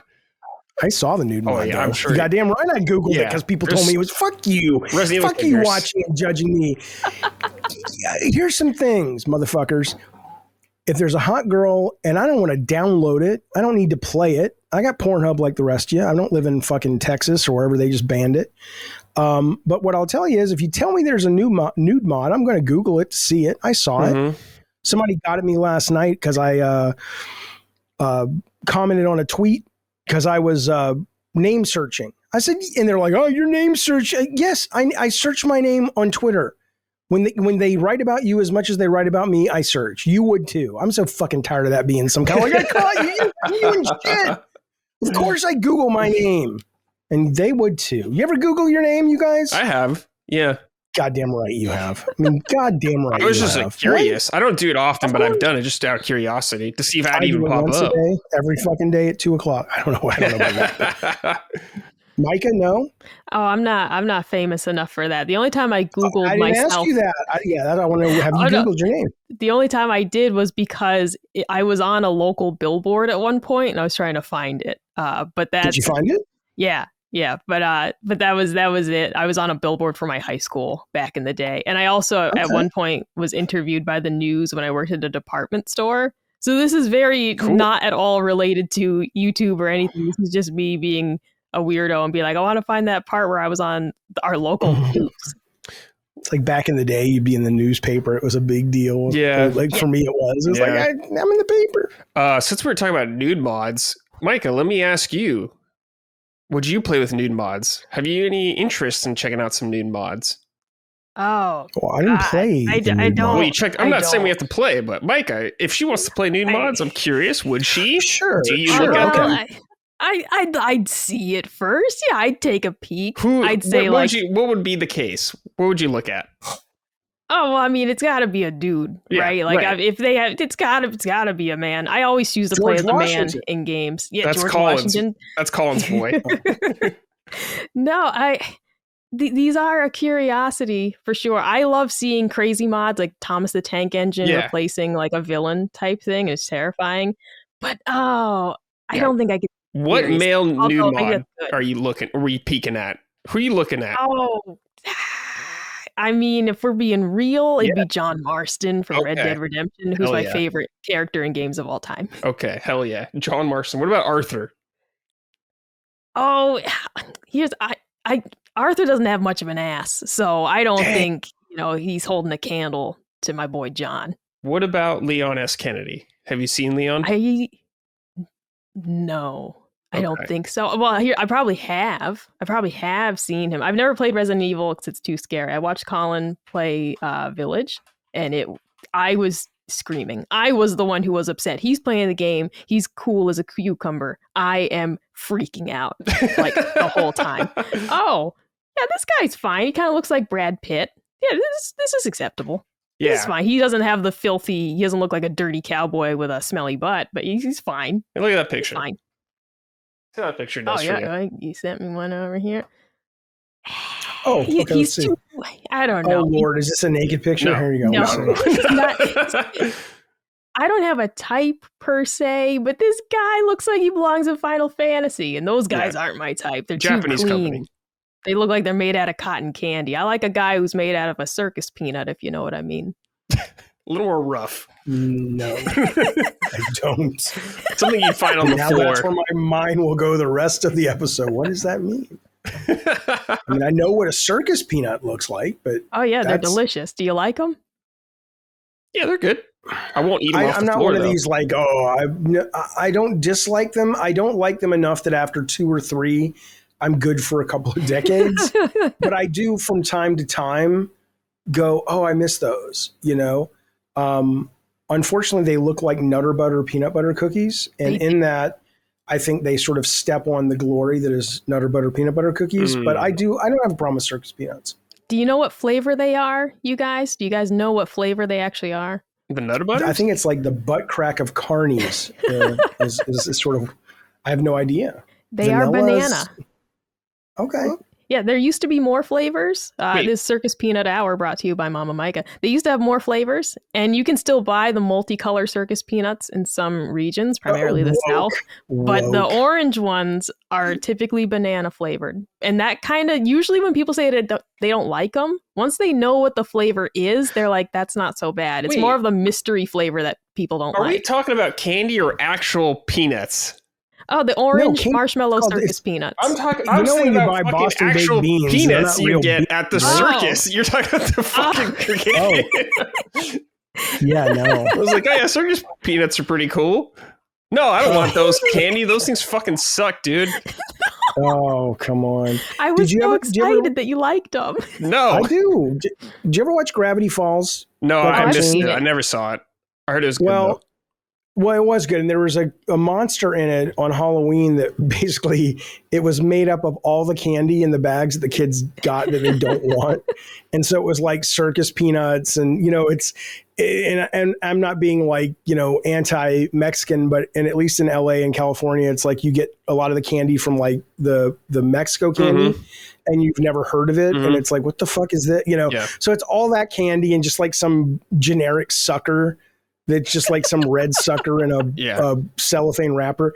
And he's a monster based on all that because his heart is broken that nobody would ever eat the candy that he's made of. And that's what circus peanuts make me think of. But I do like circus peanuts and I like Mexican candy as well. So, All right. Well, we got to fuck you. We got to settle this right now, though. Where does everyone stand with candy corn? Oh, I love it. But I can only have a couple of handfuls. Fucking perfect Halloween candy. It's so you can put good. You can put it in your teeth and make little fangs and stuff. I think they look cool, and the versatility they have, like the fangs versatility, is fun. But they just taste like dog shit, man. I can't do it, dude. It's just sugar. It's just pure sugar. I just taste it, and I just feel like I'm gonna throw up. I just can't do it, man. I always buy extra bags, so I have a supply to last me through spring. All right. I love candy corn. You can go get it 24/7, 365, though. You don't have to stock up like squirrels and nuts. I mean, they're always selling it. Let me do my thing. Let me do my thing. All right, do it. But I'm just giving you some, I'm letting you know I'm mansplaining about the candy corn. Listen, the harvest mix bothers me a little bit because I like the pumpkins. No. But I don't like the chocolate candy corn. No, you got that wrong. The pumpkins are terrible. I like the chocolate ones. The pumpkins are too thick. I'm going to go, you guys. It's not going to work out. So, Jesus. But yeah, the pumpkins you don't like. They're basically just candy corn, but more concentrated. Yeah, it's the texture. They're too thick. They're dummy thick. Yeah, they are. That's true. That's fair. And I don't like that. That's fair. Dummy thick. All right. Did you ever read the comic Preacher? I've heard of it. No. Never read it. It's kind of amazing, but there's a bad guy in that, and it has nothing to do with anything except vaguely tangentially. And he's got this weird fetish, and it's not until like deep into the run that you recognize what it is. And he's got this woman, but she's not a woman. She's just a shape of a woman made out of meat. And he goes into the room and he's fucking her. And that's his fetish. He fucks a woman statue made of meat. It's got nothing to do with anything. I needed to share that. There's my riddling. It might be getting time. It's 1 o'clock. Time for the notes. Keep going, boys and ladies. Oh, yeah. Let's talk about I'll get back to Resident Evil 2. So with Resident Evil 2, I've been playing it recently with a mod, not a nude mod, not opposed to it though, but it is a fixed camera mod. So some mad person has gone back through the entire game and made fixed camera angles for everywhere in that entire game, like the old Resident Evil games. Yeah. How is it? It's really good. I'm really surprised how good it is. They've done some smart improvements, obviously, because they've done some like modifications to aiming now, because in the old games, how it was is, of course, you just kind of shoot and hope you hit them. If you can't see them off screen, it is what it is. You can kind of lock onto some parts of them now. So if you like want to target their head, you can. But you can also do it so when you aim, it'll go over the shoulder like the normal game. So you can kind of have the best of both worlds if you really like. Oh, that's cool. But it's very cool. It's just been like, I've played Resident Evil 2 Remake several times, and it's just felt like a new, like playing through the game almost for the first time. It's felt like, because just how impressive and how well done all these angles are. It's definitely harder, because you just can't see shit. Like I can't see Mr. X all the time, and he just clotheslines me, and it's just, it is what it is. And they have they have multiple controls also. Like I'm using the tank controls, like the old school Resident Evil controls. And boy, it's a lot harder to get through that game like that, because the game wasn't made with any of that in mind. So it's just kind of building onto it. But it's been really, really fun just going through it like that, and also just reaffirming my love for it, how good I think the level design in that game is and the pacing. Like, I wonder with someone like you, Jaffe, who's worked on several games, what you think about the flow of that game. I mean, I think it's great. I'm trying to, the level design of those, games, I kind of put into the same bucket though as the general wonderful pacing of the Resident Evil series. And some of that is just, there is not a lot of fat, right? And so everything you do for it's not kind of like, here's another one of those kind of puzzles. They have some puzzles and they reuse aspects, like, not that finding an item and putting it somewhere is a puzzle, but you know what I'm saying? Like there's one in RE2 where you have to mix the plants or something, or you have to make some thing. They don't overuse that, blah, blah, blah. So I love the level design as it contributes to the pacing. I love the level design. And we did some of this in the first God of War and the second one, where I love in games, adventure games, where everything folds back on itself eventually. So I love how as you open up sections, suddenly you're back in the main police station lobby of Resident Evil 2. And it's like, oh shit, that's how that connects to this and that and the other. So there's kind of a meta awareness forming in your mind. I love that. I think the one thing that I've always, and I think it's a cultural thing, had a problem with all the Resident Evil games, is the first two acts seem like they're designed to be, like they seem to come straight out of Americana horror. And then the third seems to come out of Japanese horror, in the sense that it's always a warehouse, a modern setting, a lab, a hospital. The 7 was like on a cruise ship. Yes. And I get it, because what scares people in different cultures is very, very different sometimes. I mean, not collective unconscious stuff, but in terms of the culture conscious. But it always throws me. I'm like, RE Village was so, it was like the greatest hits of like classic haunted house horror. Yeah. And then at the end, you're like in a factory, and I'm like, what is this? And I still loved it. Mm-hmm. But I think RE4 might have been the only one that doesn't do that. I think you stay on the island, and I don't remember if there was kind of an industrial thing, but regardless though. But yeah, I think I'm trying to think about when you're designing that kind of game, the challenge of, like, it would be really tough for me, because I always think the player should always be able to get themselves out of any situation. Right. But, and they've gotten better about this, but there is something about that genre, and I get that that's part of it, where it's like, if you've quote, wasted this, that, or the other, you may have really painted yourself into a corner. I don't notice that as much with the remakes, and I don't know if that's because I know about it now, so I play different. And I do a lot of, quote, grinding. Like, I'm going to collect everything. I'm going to put, I'm playing much more carefully. Or if that is because they've, let up a little bit on that pressure. But I get that some of the horror comes from that. In fact, one could argue that may be the only thing that's truly the limited resources might be the only true horror mechanic that the Resident Evil series has ever had. Sure. Because, I think a game like, I'm looking at Elden Ring on your wall behind you. Elden Ring, I think, is or actually, let's say Bloodborne. Bloodborne is a scarier game than 90% of the horror games out there. And I don't mean because the thematic, I mean because that tension of death actually matters. Right. Of if I die and I can't get back to these blood runes, I am so fucked, but I'm serious. That is the gaming equivalent of fear. Yeah. That's how a game can make you afraid. Yeah. And most horror games just kind of wrap themselves in the design, the visual design of horror and the sound design of horror. And that's great, but they're not scary. Right. I mean, they might, I know, Micah, for you, but you were watching it, to be fair. You were experiencing it like a movie. So you were responding to the visuals and the characters and all that. But when you're playing a game, I think, it's kind of one of the reasons I don't like horror games where things chase you. It's not because I don't like being chased, but it's because if you get caught, the fantasy is shattered because you do it again and again and again. There was like that Silent Hill demo or short that came out recently, Silent Hill, the message or the short note message. Or whatever. Yeah. And they're towards, I don't know where I was in the game, but you're in the high school and then you go running in these back rooms with this thing chasing you. And I thought it was really cool because I hadn't seen a game do this where there's like a rear view mirror button, almost like in a racing game where you can hit it and see the guy behind you, but you keep going forward.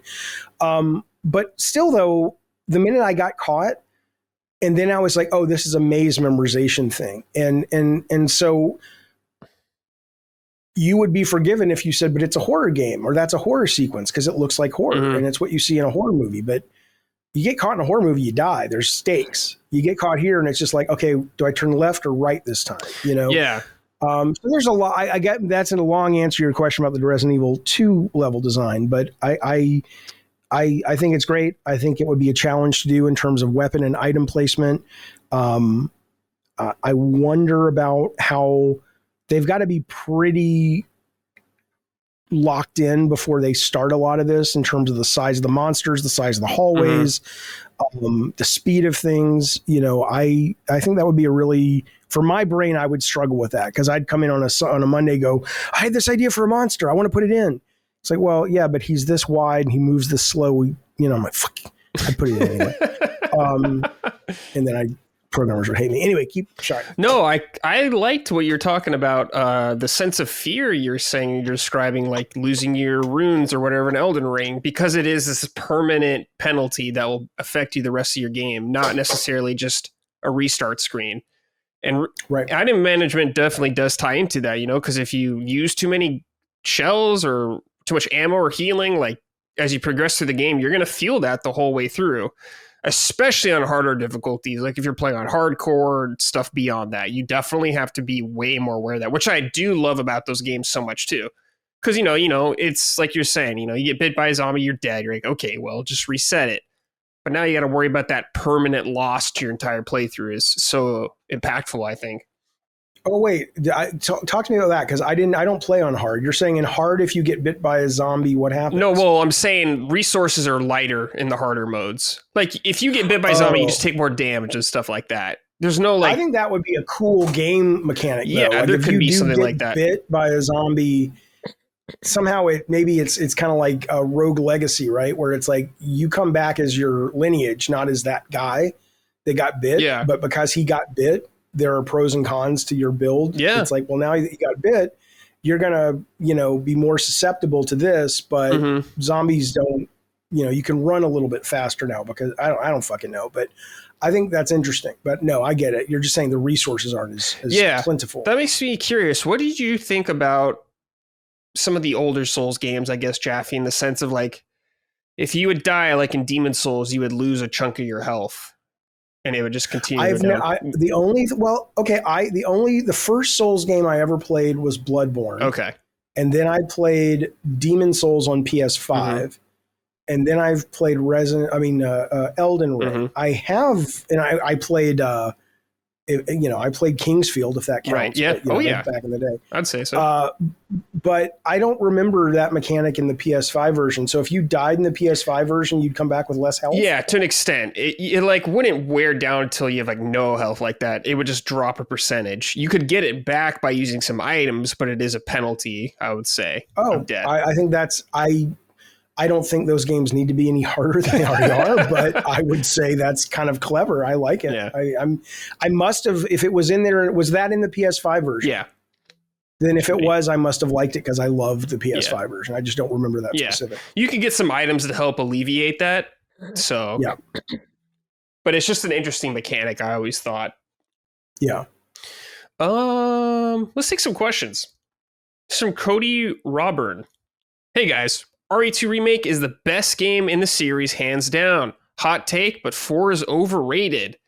But I might just be bitter because it was the catalyst that took the franchise into the action genre. Do you think there is any chance they will give the game a VR mode? How terrifying would it be to slowly hunt it, or how terrifying would it be to be slowly hunted by Mr. X in virtual reality? On PC, I think there's a mod for VR, but not like for Remake VR and Village VR, but I would absolutely take that. 4, I think 4 is an amazing game. I love 4, but it is this thing that set it on track to become more action. But at that time, I think Resident Evil needed something like that because it was becoming stale. As much as I loved the old Resident Evils, I think it was definitely needed. But yeah, what do you guys think? Or Jaffe? Mike, I know you haven't played a lot of Resident Evil, so you should. I mean, yeah, they're great. They're great. I mean, they're,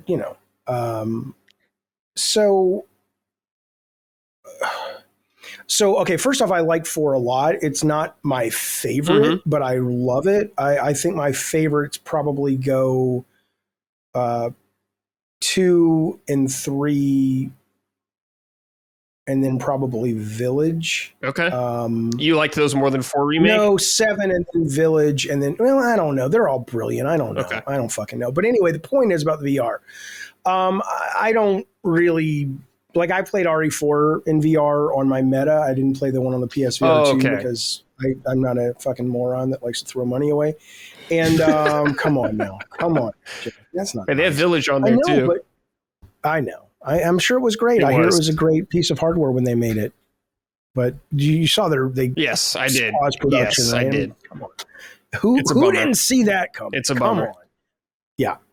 Anyway, I think something in VR doesn't necessarily make it more scary. I loved playing 7 in VR because it was new and it was a really cool and immersive thing. But fundamentally, I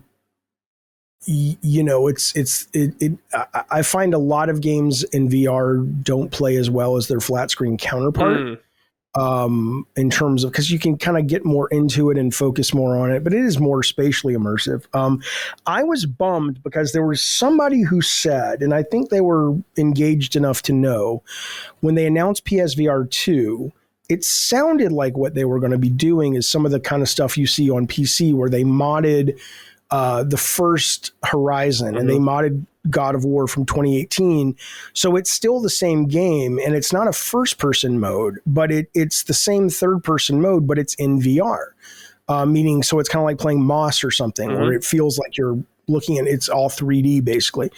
And that, I thought, if Sony was going to be like, hey, we're putting out Ghost Tsushima, but it's the VR version, not in VR, not in POV, but in just, it's running it, in 3D basically, but real 3D like VR.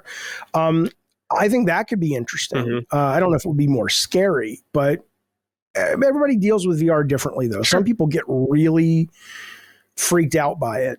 Maybe it's because I've done so much of it that it just doesn't, affect me. I love being scared though. So I search things out. Like I saw this Instagram account last night that was just batshit weird. And I'm like, oh my God, I just want to smoke pot and watch this whole account and just get freaked out because I love that feeling, but it's very rare something comes along, and Resident Evil ain't it, but I still love Resident Evil. All right. Let's see here. Okay. This is from Ryan Gerson. Hey, snooty booties. Resident Evil 2 is one of the most bodaciously excellent survival horror games ever made. It's wonderful that Capcom found their way back to the blending of the original elements of the series with newer hallmarks in order to create a nearly perfect blend. My fear is they're going to veer off into the butt cheek splatting deep end with the almost certain Resident Evil 5 remake. RE4 reeled in some of the OG RE4's goofiness while still reinfusing some of the original survival horror vibes. How can Capcom keep the train rolling? What do you guys think? I don't think RE5's the next remake. That's what I think. I think they should make RE1 as a remake. Or remake it? I think they could do that, yeah. I think the next ones are going to be Code Veronica and Zero. Revelate. What about the one on the ship? Isn't there like Revelations or something? Yeah, that's possible. I mean, they could just remake all of the games. Yeah. I feel like they'll do the main numbered ones, though, first. But I guess Code Veronica's IGN has said they're not allowed to make 5 because it's racist. Yeah. I saw that. Yeah, I did see and it might be. I haven't played it. I mean, I get their point, but I think there are easy ways to consider. Yeah. Like their line was paraphrased like, it's going to be hard to have a white protagonist shooting nothing but black antagonist. And I'm like, well, in 2024, I'm like, well, that should have been hard at any point, but I understand that might be a little weird, but just make a protagonist that's not white then. Well, there's two protagonists in RE5 and one of them's black. Oh, well then fuck you, IGN. Yeah, there's two. Even if you play single player, she's with you the entire game. There's like a couple parts where I'm like, oh yeah, I could maybe see that, why they would do that. There's like guys, like tribal guys with like spears and stuff like that. I'm like, okay, I can see that, but you're not just shooting black people in that game too. There's like white people you're shooting in that game, like Middle Eastern people. Everyone's getting shot. Everyone's fucking dying. Yeah, I mean, I haven't played it, so I don't know how overtly problematic it is, if it's problematic at all. It's hard to tell these days when something's genuinely offensive to most people and people are just looking for clicks and looking to get their dander up. But I mean, if you're going to set a game in Africa, there's a lot of black people in Africa compared to the number of white people. It's kind of like complaining that look at all the black people in Black Panther. Well, it's in Wakanda, you fucking moron. Yeah, that's true. Let's see. I'm trying to see if I want to see one more question for this. Micah, did Micah, Jesus Christ. I still have to struggle with that. I'm always like Micah, because I know two different people now. Did you play 5? Have you seen 5? Do you look at that and go, that's a racist? Does that trigger anything with you? No. I mean, having seen images from the game, it's just one of those things of like, this is where it's set. It reminds me of like, take any Far Cry game. And it's like, look, you take a random white guy, you put him in the wilderness. What's out there? And sometimes it's a bunch of white guys when it was 5, and sometimes it's a bunch of people from South America, right? Right. It's like, it's based on the location. it really isn't a problem to me of like, okay, if that's where the game is set, then that's where it's set. Because of the inverse being, well, why aren't there more black people in Lord of the Rings? And it's like, well, because it's set in wherever and there's no black people there. But then if you put a game and it's set where black people are, like, why are there so many black people you're shooting? And it's like, well, they're here. Yeah. So I don't have a problem with it. But they're there. Yeah. The racist people are like, I'll go wherever they are to shoot them. But most people just go, that's where the story is set. I always although one could argue, why is it set there? I mean, it's a deeper thing, I guess, but there's a lore reason why it is, but yeah. There's a lore reason why it's in Africa. Lord of the Rings has no black people? No, why it's in Africa, the game. Oh, no, I'm sure. Yeah, I think with Tolkien, I mean, Tolkien was an anti-Semite. I don't know if he was a racist or not. He might have been. I think there's like darker skinned people in Tolkien's universe, but they're like usually in the East, and we don't see a lot of them at least in the movies. But they exist. All right. Enough race talk. I think it's fascinating. It is. We'll talk about it as it relates to Resident Evil 5. I'm going to talk about it more because we have a question about that later. We'll get more into it. But I do hear 5 is probably not a very good game. 5 and 6. No, 5's fun. Either one of them. 5 is fun if you have a co-op friend to play with. If you got a buddy to play with, you're going to have a good time. 6, I just don't like all around. But maybe you'll have fun. I don't know. I have no interest in 5 then. I don't like games where I need to play with other people for it to be fun, because then it stops feeling immersive. Sure. And then it just feels like we're playing a sport that happens to have the wrapping of a story. I think about, the era it came out in was... Oh, sure. The co-op era, you know? Yeah. Gears kind of kicked off a lot of that on console. Yeah, that's true. Let's see. Let's just get to this question because we were talking about it. Jared A. wrote in and said, "Hey, Brad and Co. It's anticipated that Capcom will keep moving forward with their remakes and eventually hit Resident Evil 5.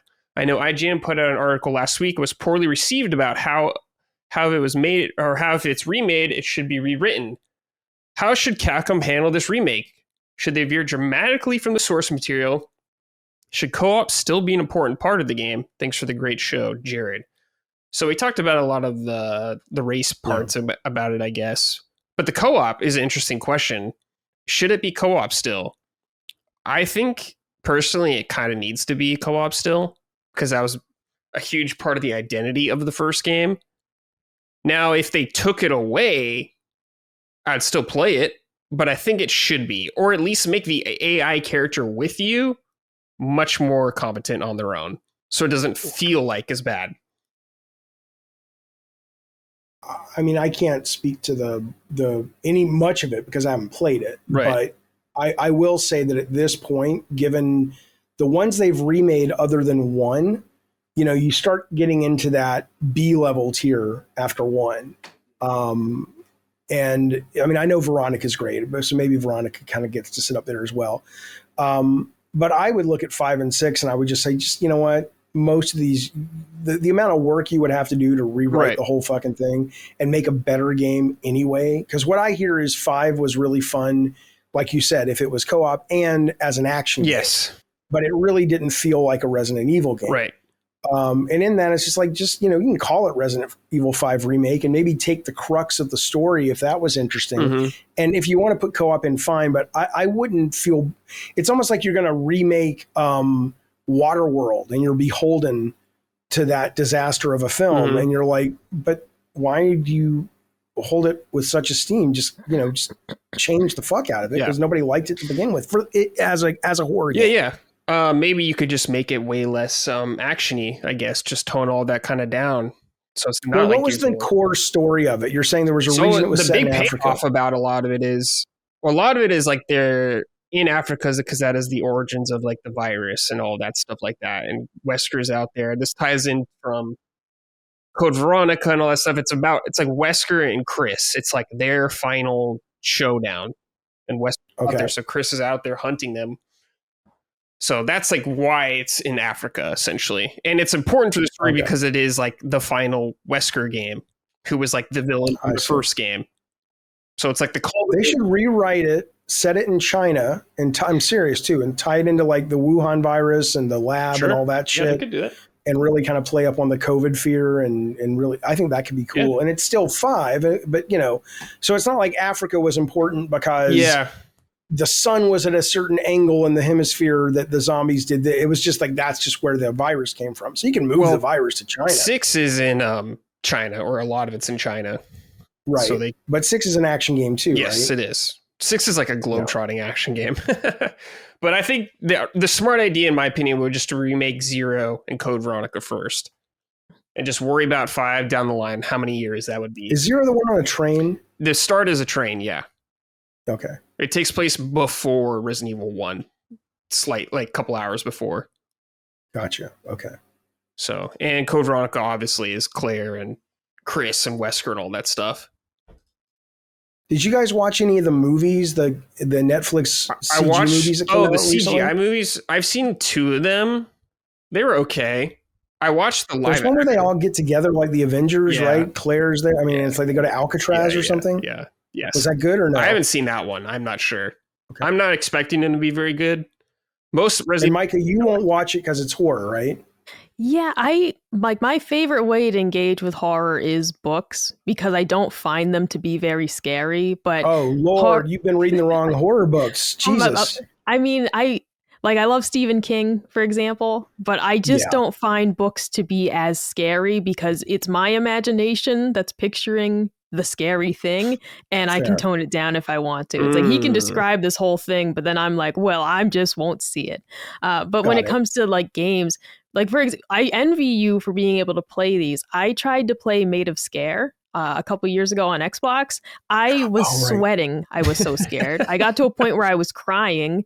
And that's when I just said, I can't play this anymore. I mean, it's on my YouTube channel. It's there for posterity. I was sweating. I was crying. And I said, like, I can't get any further in this game. And same thing happened when I tried to play Fatal Frame.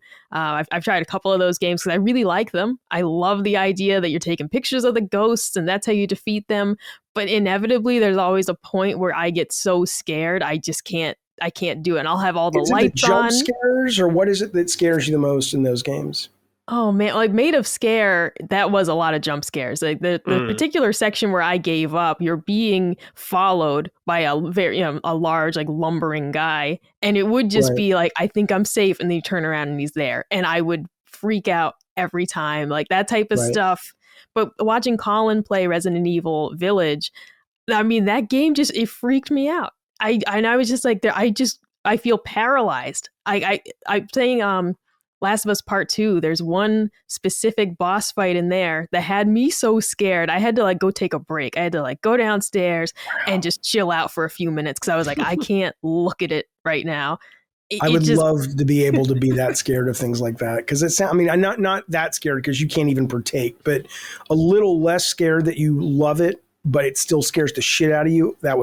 That's the 10-year-old that was terrified. Then you grow out of it. But, I would love to have that. That sounds delightful and horrible. Yeah. I do envy that to an extent. Yeah. I do it when I'm high. That's one of the reasons I play horror games when I'm high. I'm serious. I mean, there's a level of highness, too much, and it's just like everything's funny. But if you can kind of get it into that sweet spot, you get scared a lot more. Like I played the Resident Evil Village demo high, and I was just like, everything was just so fucking scary. And I was like, this is the best ever, but I'm terrified. So, That's awesome. Capcom should ship it with little joints. Yeah, there you go. Certain states. Anyway, sorry to derail. Let's talk about. And I know it's Micah. It's going to take me another couple of months, Micah. I apologize. Oh, because I keep thinking the first Micah I ever met was a Mika, and it just fucks me up. And I'm sorry to get your name wrong. No, I mean, don't feel bad because I had, teachers who I knew for years that never got it right. So you are immensely forgiven because no, we have not interacted with each other for very long. I've had people I've known my whole life who still don't get it right. So they're bad people. It's time to cut them off. Cut them loose. Let's talk about something a little less scary. Pentiment, Micah?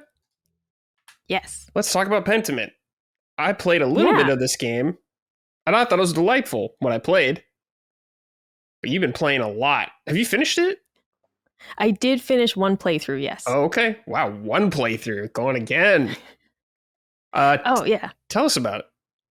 So, Pentiment is a narrative adventure game. You are playing as a master artist, and you are temporarily living in this village. I think it's like in the Alps, while you're working on a commission in the church. Abbey has, a room for their artists where they would work on their like holy books and things like that. And you're just like some cool artist guy working on this commissioned piece. And while you're there, you get wrapped up in the various scandals and mysteries of this, community here. And that's where the real meat of the story is. I've always loved visual novels. And so when I saw that this was coming over to Switch, it was just like the perfect place to play it. This isn't a visual novel per se. It is, narrative adventure game, but it's the choice making that really draws me in. That's what I love about visual novels. It's the what would have happened if I made that choice instead type thing. It's an addicting feeling of I want to see it play out this way versus the way I chose the first time. And that's how you get me playing visual novels where there are, 12 potential endings and I want to see all of them. The only drawback for me with Pentiment is that it is such a long playthrough. It's maybe about 12 to 15 hours to get through the whole game. And it's not as easy as a visual novel to see the other options. The game, like on Switch, for example, you can't just save whenever you want. If I'm playing a visual novel, whether it's on Vita or something like that, you can save before a big decision. And if you don't like how it played out, you can reload that save later, try something else. That's part of how those games are played, though. It's not cheating. It's exploring all the avenues. It's seeing, I want to actually see what he would say to this instead. And in Pentiment, you're not able to do that. I like the impact of the story, like based on that. I like that you are stuck with whatever choices you've made, but I wish that for subsequent playthroughs there was like a new game plus option where suddenly you could make as many saves as you want, because it's a bit daunting when a conversation has like 6 different choices. That's a lot of options to say, yeah, I'll do 6 playthroughs to see them all. That's too much. And that's what are the consequences to the choices, though? Is it just a different dialogue, or does it actually spin the story? Yeah, tremendously different. Because this is not a spoiler. One of the things you're dealing with is like a murder mystery. All right. And you're doing an investigation. You're trying to figure out who committed the murder. But the reality is that if you don't choose the correct, options of who to interact with, you will miss large chunks of information that could have helped you solve the case. So there are things you have to choose between. Do I go tail this guy for a bit to go see where he's going because I think he's suspicious? Or do I go spy on the doctor who's doing the autopsy, try and glean something from that? You can't do both. You have to choose. But so is it possible to make so it's possible to, let me ask this better. You can reach the end of the game and not have solved the murder, but is it still a satisfying conclusion? Because what you've just described doesn't sound like there is an obvious win condition path. It sounds like both sound viable. And if I choose this one, suddenly I can't solve the murder. How would I know that? Right. So this is where the consequences and not having like multiple save files really comes into play. You have to it's not, without spoiling it, there are some choices you just have to make, and you may not have all the information to make an informed choice, but you have to pick something. The game puts you in this position of, look, man, you got this far. If you didn't figure out all the things, you still just have to choose something. And you will have to live with that basically like on your conscience. It feels so heavy because of that, because you don't feel like you did a good job, and you do still have to just make a decision, whether it's just arbitrary or not. Like, that's where some of the weight of the story comes in, is like the people want you to give them some sort of answer, and there's no abstaining from it. You just have to choose something. Right. It still is very satisfying though, because then the next thing happened. The game is, in my opinion, like broken up into 3 distinct acts. I think the first 2 acts are very strong. The third one starts off a bit weak. And I almost dropped the game because I was like, this is just boring now, because the stakes feel so low in the third act. It suddenly just feels like what you did previously was really high stakes, and suddenly we're just dicking around in the village. But it ramps up again very quickly. So anyone who gets to that point and feels like, what happened? Suddenly there's no momentum. They bring it back. It just, you have to get a little further. And I say that just because I was ready to drop the game. And then I Googled it and I saw someone else say, should I continue playing the third act? It sucks. And people are like, oh, keep playing. So that gave me the confidence to push through it. But yeah, Jaffe, there are some components that you could completely miss out on. And I don't want to say it's a flaw of the game, but I'll say some of the choices lead you to very boring conclusions. Some of them are much more exciting. And so your perception of the game, if depending on how you play it, you might get a playthrough that you say, this isn't very exciting at all. Or you could get my playthrough where I, caught two people, in a compromising position in the library, and not everybody would have seen that. And it's like, whoa, man, like, how do you respond to that? But not all the playthroughs are as exciting as each other because it's what you choose. Interesting. I've seen the game. I've just, it sounds up my alley. I just to at least try it. And I never got around to it. But you're the first person who really described it. And I'm like, oh, that sounds kind of cool. I'll give that a play. 12 hours. I get what you're saying though, is for a game like that, it sounds like it was built to be played multiple times. Yeah. And the fact that the first playthrough is 12 hours seems, a little weird, but yeah, it's high compared to, and again, I know it's not a visual novel, but it's the closest thing I can compare it to of other things I've played. When I usually play a visual novel, those playthroughs might be between 5 to 8 hours. And, and then you're looking at, okay, if you play it through 8 times, you're looking at 40 hours, and that's an average game. So that you can save anywhere anyway in those multiple times, right? Exactly. So I don't even have to replay the first 3 hours. If I just want to roll it back to 4 hours in when I made a specific choice, I can do that. And another thing with Pentiment is that you choose your character's background. They're very clever the way they do it, and it's very conversational, but you'll choose, like, what did you study in college? If you studied medicine, then you can have a bonus conversation, for example, with a doctor later on because you're a man of medicine. If you didn't study medicine, you won't have that rapport with the doctor, let's say. So there are different things like that, even that not even your conversational choices, but just your background choices that heavily, influence the story. What languages can you read? If you choose that you can read Italian and then you come across a manuscript in Latin and you're like, I don't know how to read this. And then you think, 2 hours ago, I should have chosen I could read Latin type thing. And you can't just roll it back to that save and experiment and see later on how it would turn out. You would have to restart a whole new playthrough and get back, 6 hours, to where you were. That's what's holding me back from doing a second playthrough right away. I am thrilled with the game. Like, I really enjoyed it and recommend it. But it is the type of game that's meant to be replayed. But I say, geez, there's so much to it. And it's daunting to say, I'm just going to start over again, knowing it's about a 12-hour commitment. And then wondering, too, what if I get to a point where I realize these decisions are too similar to the ones I've already made? The story's not that much different. Am I getting a different outcome or not type deal? And then, how much time do you sink into it before then you just start over again? It's just unfortunate to me that there isn't some sort of mode to let you do more saves after you completed one playthrough, only because I feel like it's kind of thwarting what the game is designed to be, replayed, see these other options, but it's a big time commitment to keep doing that. Totally. I really like the time period this game is set in. I think it's like 1513 or something like that, like a fascinating time period. And you were talking about earlier, like picking out what college you went to and just seeing what was studied a lot in that era was so fascinating to me.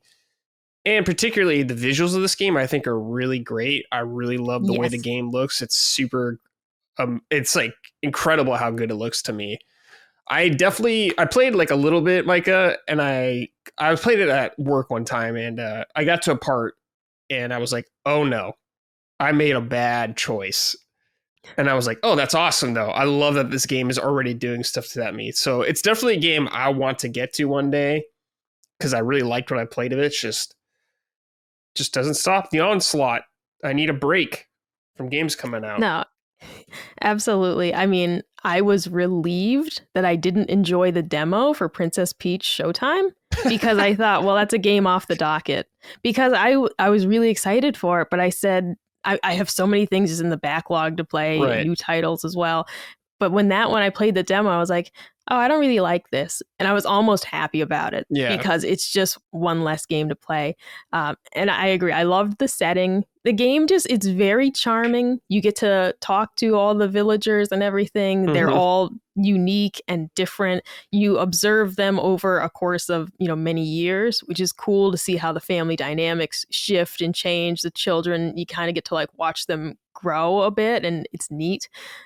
This is a game where, despite how the gameplay is presented, like you do feel very close to the characters. Mm-hmm. It's extremely well written. And it's another game that had moments that I was genuinely laughing at. And despite how simple the artwork is, like his facial expressions of the main character, there were just times they just had me chuckling. Like it's really well done, the presentation, and especially the world around you.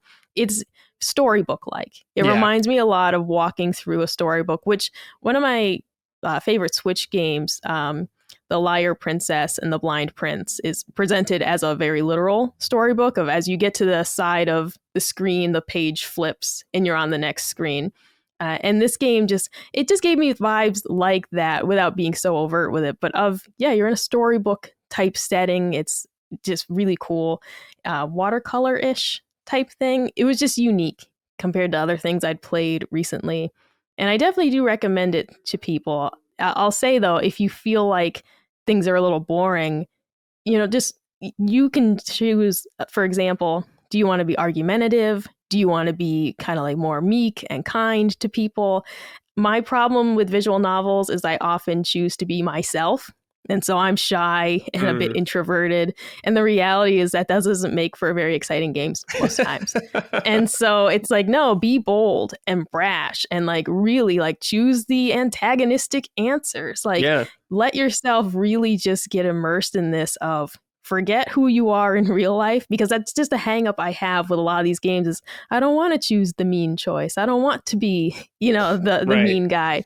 But it makes for a much better game sometimes if you are. Sure. So like if you're getting into this and you're like, it seems a little dull, it's like, well, maybe start calling people, calling people names and stuff. Start being rude, and see what that does for you instead, because it does mix things up quite a bit. It might get you elected president. Yeah, it might. Be aggressive. Be aggressive. See how that turns out for you.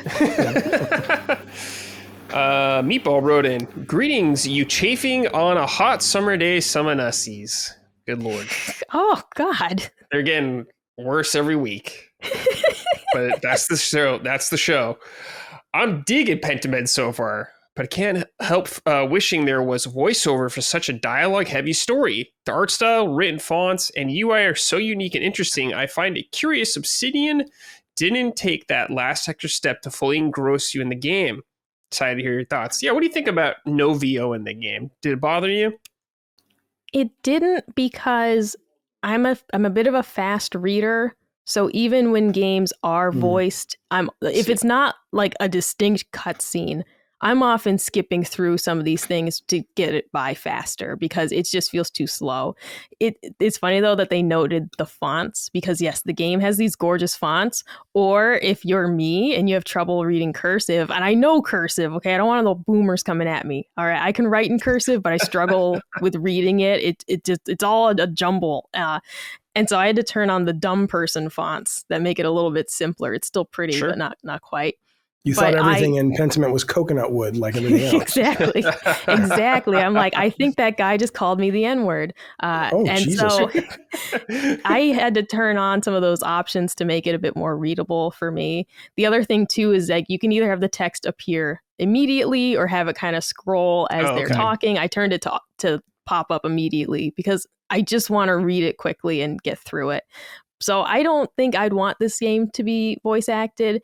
And the other thing, too, is the scale of it. When you're talking that each, conversation might have like 4 to 6 dialogue choices, this is, I'm just thinking of the budget for something like that. It would be impressive.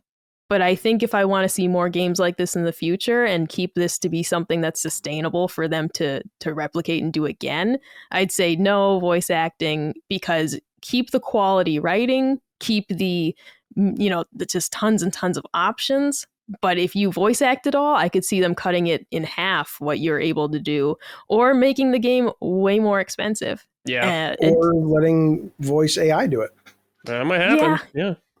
Which is getting better and better. Yeah. Everything has the TikTok voice. It'll be like, Andra, where do you want to go today? Yeah. He didn't know that Taylor Swift was looking at him during the Eras tour. But no, there's a thing called Parrot AI, and it's so easy to make AI voices now. And somebody made one of me, and it's like, I can barely tell it's not me.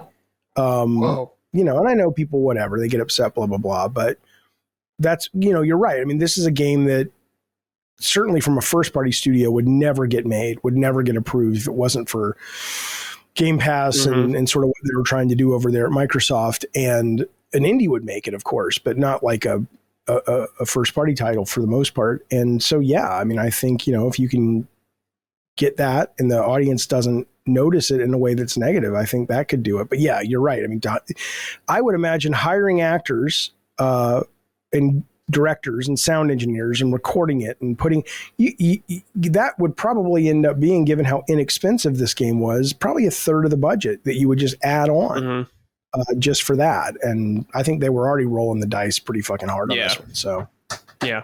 And I'll add too that the sound design that is there, because when you're in the village, for example, you hear birds chirping and sheep going by, all that type of stuff. And that does add something to it, though, because at first I turned the sound off because it was bothering my dogs. They were very confused. I don't think they ever heard a sheep before. And then I was like, well, I miss it. I miss the village sounds. And I turned the sound back on. They got used to it. They adapted. Yeah. But that does add something that it did, to at least some degree, make me feel like, yes, I'm in this little village. There's the pretzel shop and over here's the sheep guy. And it did add something. So it's not that the game is like totally silent or that there's like weird music or anything like that. There is a level of ambiance added just from those sound effects. Yeah, I think that's totally fine. Totally acceptable. And this game's $20 too. And it's on Game Pass, so it's real easy asking price. So it's now it's on PS5 and Switch, or just Switch? No, it's on PS5 too. It's on both. Yeah, it's on both. Yeah, I mean, a perfect airplane game or travel game, like that is as an alternative to maybe you don't have a book you want to bring with you for travel, like Pentiment would be fantastic for a flight. Part of why I played it was because I had a cold. Like the day the game came out on Switch, I was just like, I feel terrible. I don't want to do anything complicated. And the controls are obviously very simple. You're just reading and making choices. There are some like little mini games peppered in that are cute, but it just was like, this was the perfect game for a relaxing weekend. And I was totally engrossed in the story, despite how horrible I felt. Or it would be a great game for travel, just playing at the airport, in between going places. Like this is something you can just perfect for Switch, in my opinion, or like Steam Deck. Playing it on the portable, or you were playing it on screen mode? I did both. So okay. I play a lot of Switch handheld, but depending on our schedules, like usually I'm playing handheld, Colin's using the TV to play PS5, and that's how we're spending time together. But when he's recording and I'm just, loose in the house, then he doesn't want to use his brilliant portal, his PS Portal. That's the best fucking thing. Only for football. How much dust has that collected? That's what I want to know. He's actually uses it quite a bit. I haven't used it yet. I do want to try it though, because I have a bunch of PlayStation games I haven't gotten to yet. Then I'm like, I'm just kidding. I hear it's great. Like we're like the one household probably that does use the damn thing, because they sell. I don't get it. I hear it's great. If you have it, I hear it's wonderful. But I was going to say though, it's an age thing, because now that I'm my age, 52, like as much as people are like, oh, get a Steam Deck. I'm like, my eyes don't work for that. It's everything's too small and I can't enjoy it. Like the number one game that was played on the Steam Deck last year was Baldur's Gate 3. And that is a wonderful game. And that is a game that is filled with little menus and numbers. And I'm like, I would gouge my fucking eyes out before I played that on the handheld. But not because I think it would be a bad experience, but for a 52-year-old, it's, your eyes go. It's how it goes, Oh, I'm with you on that. There are some experiences I will never play on Switch. I'm a huge fan of Witcher 3. And the idea of Witcher 3 being portable sounds excellent. All right. I played that game 2 times through, but the idea of playing it on Switch and it's so tiny, no, because I don't have great eyesight myself. So it's like, no, this is not the ideal way to play a game like that, where you do have these super deep menu systems. And there's also just like so much to look at on the screen. But for more like for simple titles, like Pentiment or like Unicorn Overlord, like that don't have as much going on. It's my God. Portable Unicorn is the way to go for me. On the Switch, I would love to play that. That's the best bathroom game ever, I would imagine. But I can't see it. But I can see it, but I can't see all the details. But that's a good idea. That's to be young again, Micah. To be young again. Alrighty, it's time for Sorted Out. On this segment, we talk about something that's bothering us in the game industry. Could be a game, company, a person, anything. First of all, do either of you two have one this week you'd like to share? It's not required, but if you have one, thank you. Yeah, I've got something. I want to say for Nintendo, delaying the next iteration of the Switch. Oh, I mean, that's a big sorted out. All right. My livelihood was depending on you releasing another console this year. First of all, how dare you? But I'm really disappointed because I love the Switch. I play it a lot. Okay. But I'm seeing its age. I'm seeing its age in things like the Princess Peach Showtime demo. Mm-hmm. The loading times are atrocious. The loading screens are jittery. And it's a very simple loading screen. It's like a red stage curtain. It's just supposed to be waving, okay? And it lags and it stutters. And I'm like, this is a very simple screen to be having problems with. And you're stuck staring at it for a long time because the load times are poor. We need a new console from them. It's just like a fact that the Switch is elderly. It's geriatric at this point. And I'm sure they delayed it for all the best reasons, but good Lord, that feels like a huge mistake. And as a Nintendo fan, as someone who plays as many third-party games as I can on Switch, because I love playing handheld, consoles, it's just a real disappointment. Yeah. Micah, I've been clamoring for a new Switch since like year 2 or 3 of the Switch. I'm like, God damn, we need a new one so bad. I was so hoping we would get a Switch Pro or something. Alas. But yeah, I'm with you too. Like, I understand why they delayed it, probably to have more hardware out there at the time when they actually have it out so people can buy it and maybe better launch software. But it still hurts nonetheless. Oh, yeah, and I look like such a bozo because I really have wanted to upgrade to the OLED Switch. But last year I said, am I going to upgrade now? Like, I've already had, it's like really at this point in its life cycle, am I going to upgrade? If I had known that we wouldn't be getting a Switch till 2025, I probably would have. But now it feels like, well, geez, do I upgrade now? Or do I just keep my Switch works just fine? Yeah. Part of me just says just keep it. Because if we're going to be upgrading next year... Just write it out at this point. You're too close. I might as well. But it's like, geez, man, I could have gotten that pretty OLED screen last year. And gotten a couple of years out of it by the looks of things. I was like big time bozo. You want to hear this, Micah? I bought the Switch OLED. I was like, cool. Then they announced the Zelda OLED. Oh. And I was like, fuck, man. I was like, I never get Zelda consoles. I'm just going to do it. I bought it. So I have an OLED Switch I just don't really use. Maybe I'll just give it to you. I'll think about it. Because if you're going to use it, I haven't been using it, so I know you will. I'll trade you some circus peanuts and candy corn for Jesus. it. My most valuable that makes me not possessions. Want to give it to you. All right, Jaffe, do you got anything? Anything bothering you? 2 things. I mean, there's something's always bothering me. I have an entire channel about that. But this was pretty common, but and it might lead in or not lead in, but it'll relate to the game I will be talking about later. But the length of games, like and I know people talk about that a lot, so it's nothing fresh or anything. But I mean, whether it's the length of games or the games as a service, I like games in both of those. You know, I like certain games that are long. I like games as a service games. I'm obsessed with Marvel Snap. I used to be obsessed with Hearthstone.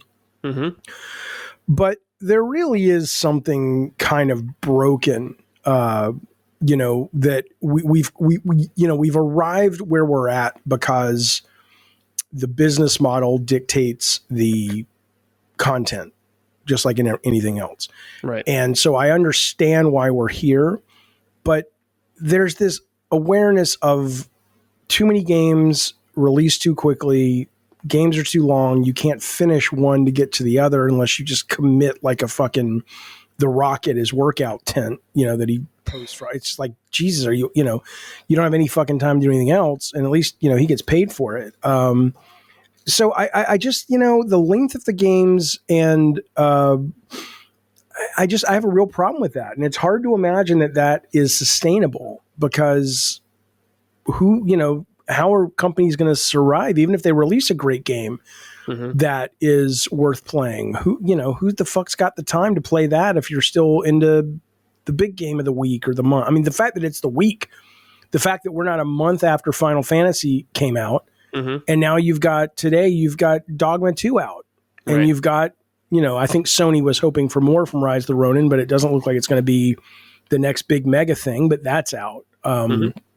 Less than a month. I just think there's something's got to give. And so I want them to sort that out. And I think Warner Brothers is a fucking shit fire. This guy who's taken over Zaslav or whatever, I think he's a fucking nightmare. He's an egomaniac. He fancies himself one of these old moguls, which drives me crazy because I as much as the old moguls were a bunch of rapist assholes, or at least some of them. I mean, they were. I read something the other day that about Shirley Temple going to MGM, and I was just like, Jesus fucking Christ, man, these people. But regardless, though, he fancies himself like that. He went down into the Warner Brothers archives and got Louis B. Mayer's desk he sits behind. It's like, dude, you ain't a mogul.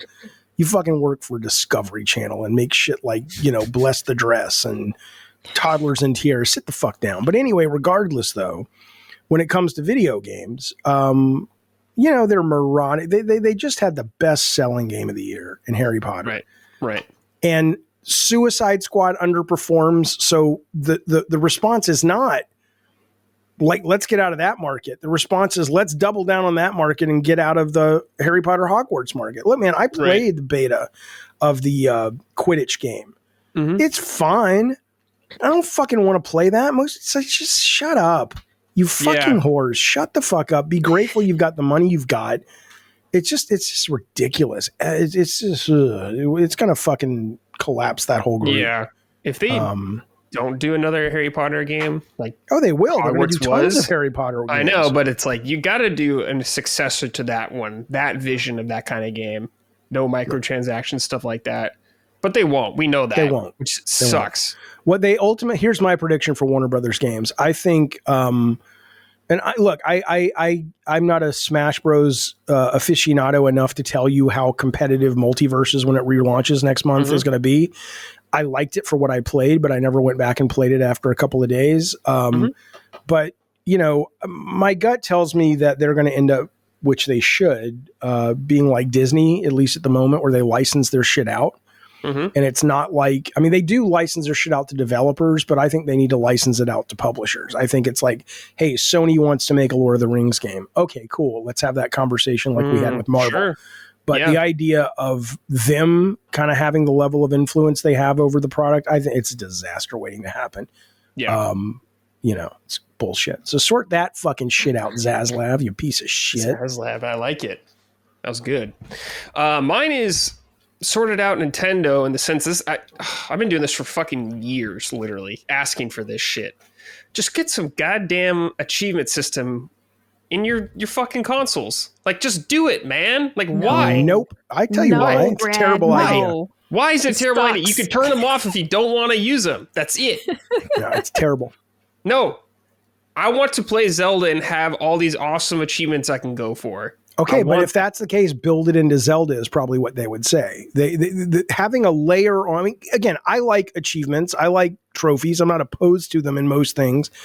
But Nintendo, bless their hearts, are pretty much the only big fucking video game company still out there that at least somebody from the division that loves and knows the art form is at least in the room, if not sitting at the big boy table helping to make decisions. And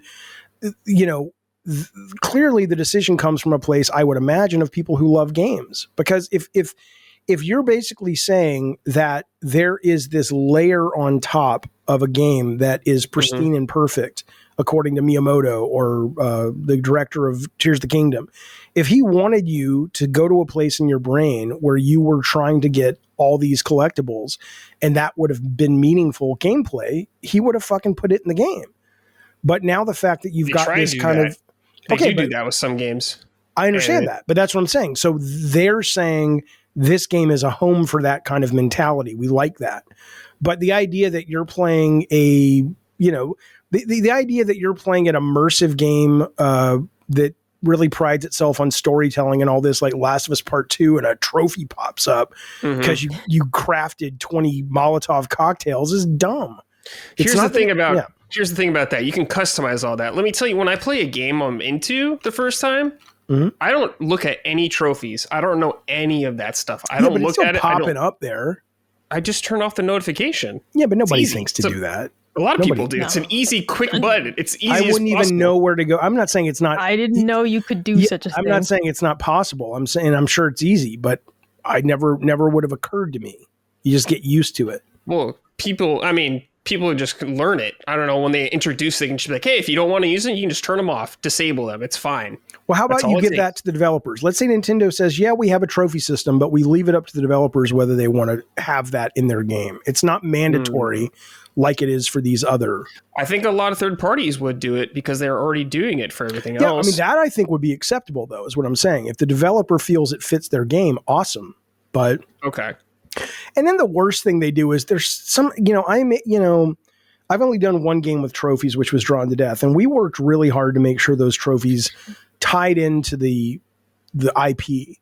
The ones I hate, though, are when the developers are being cheeky and trying to be silly, and I'm like, motherfucker, this is a game about murder and death, and it's very serious, and then you're like making references to, Dave Chappelle's show, and it's like, dude, what? Why are you breaking the mood, man? But anyway, but I hear you. I appreciate your view, and I know it's your fix this shit. What's it called? Stop doing this. What's the segment? Sort it out. Sort it out. Fix this shit is funny too. Yeah, fix this shit. But and I'm sure a lot of people would agree with you. I know a lot of people love their trophies and achievements. I can respect that. And it comes at different levels because I'm not a person who, like, every game I play, I care about achievements or trophies. I only do it for games I actually really like. So to me, it just helps me get a little more out of the game. A little more to keep it going. So I always appreciate it. So it makes the game longer. That's just what we need. Great. For some games, I want it longer. Absolutely, I did. I beat Final Fantasy in 90 hours, and I was like, I want more. This shit kept going. God, that's 90 crazy, man. hours. It didn't feel like 90 hours because it was good. That's the point. No, I'm a reformed achievement hunter, and part of my absolute delight playing on Switch is not worrying about this. I have told myself before I would have never played Xenoblade Chronicles if I had to feel like, oh, there's trophies, because there was no worse feeling than playing through all of Tales of Arise and I got like 5 achievements. Right, like that feeling sucks. It is the worst to organically play through a game and it's like you got 1% of the trophies. It's like, that sucks. Because it's usually optional stuff. Usually, exactly. A game like Persona, for example, the stress of trying to manage a trophy playthrough is a never for me. I'm gonna play that game organically and just enjoy it. That's a personal problem for people. You just gotta not fucking do that. You just gotta have some self-control. I hate the look at the end, though. I just hate seeing it on my profile that I only got 1% of the trophies. It's like I spent 80 hours with that game, and it looks like I didn't do anything for it. You'll get like 20 or 30 from that. How about that? I mean, I don't know. So I like that it's not there on Nintendo, and the games where it is built in, like there are I am trying to remember what specific game it was that had like little kind of achievements that popped up as you went, and it would be like you Luigi's completed 10 Mansion battles. Like 3 had that. There's a couple different titles that do such things, and those are fun and cute, and I like that. But the idea of having that's all Super Mario is. That's all Super Mario Wonder is, you know, did I clear the stage with all the hats and the whatever those purple things are, and I mean that's you want something else to collect? How many I want it tied to my account. That's what I want. The sketchy I is want the Nintendo awards tied to my account. That's the sketchy thing, though. I know. I hear you. How cool would be you get all of them in something and you get like a unique avatar or something like that. I love shit like that. Like a PlayStation 3 used to have that kind of stuff. You get a platinum, you get a unique theme or something. It was cool. I'm older than you guys. I remember back in the day, you'd play Activision games when they were good. Yeah, I'm not saying they're not good now, but you know, when they were Atari games. Right. And if you did something and you took a picture and you sent it in, they actually sent you these beautiful embroidered patches. So every fucking Activision game had these beautiful embroidered patches that were just really creative and cool. And you got something tangible, but you know. Yeah. I like that more than an avatar is my point. Yeah. No, of course. A physical thing, obviously way cooler. Yeah. But we'll see. Nintendo's ahead of the curve so often, but often very behind the times, especially with like their friend code nonsense and all that stuff. So we'll see where they go. If anybody is curious, one of the best video game industry speeches I ever heard was from Iwata, obviously when he was alive. Really, Jaffe? That's when he did it? You fuck you. But GDC's happening right now, but he did a speech at GDC around Nintendogs was out, and it was kind of that era. Like everybody left the speech and everybody got a copy of the first Nintendogs, right? So that's how I remember when this was. Mm-hmm. But it was great. And he talked all about their philosophy and their disruption and how they kind of came back from the GameCube with the DS and stuff. And I think the Wii had come out already, I think. Mm-hmm. But if people are Nintendo fans, which you should be because they're amazing, I highly recommend Googling that or YouTubing that because it's a really good speech. And I never worked with the guy, and people myth build themselves in every industry. I don't know if he was what he seemed, but I enjoy the outward facing Iwata very much. And if he was even half that as a real human, I think he was a pretty cool dude. Yeah, definitely. Let's get some from the audience. Scott Holdsworth wrote in, "Hey, Boozman Brad, and esteemed guest. Do you know this guy, Jaffe?" Oh God, no! I'm just fucking. Dude, the Adderall's kicked in. I'm fucking high as a kite right now. All right, that'd been awesome if you had a grudge against this guy. That'd been funny. No. They never actually write in when I want them to. They'll leave little snarky comments. I'm like, hey, come on the show. Let's talk about your crickets, man. Fucking crickets. I have a sorted out for Outright Games. The publisher targets younger gamers with licensed bullshit that hardly functions. I started to play games with my 3-year-old, and most of their games like Paw Patrol, Peppa Pig, and Bluey are on Game Pass, so it was a no-brainer, as I wanted to teach my son the fine art of video games.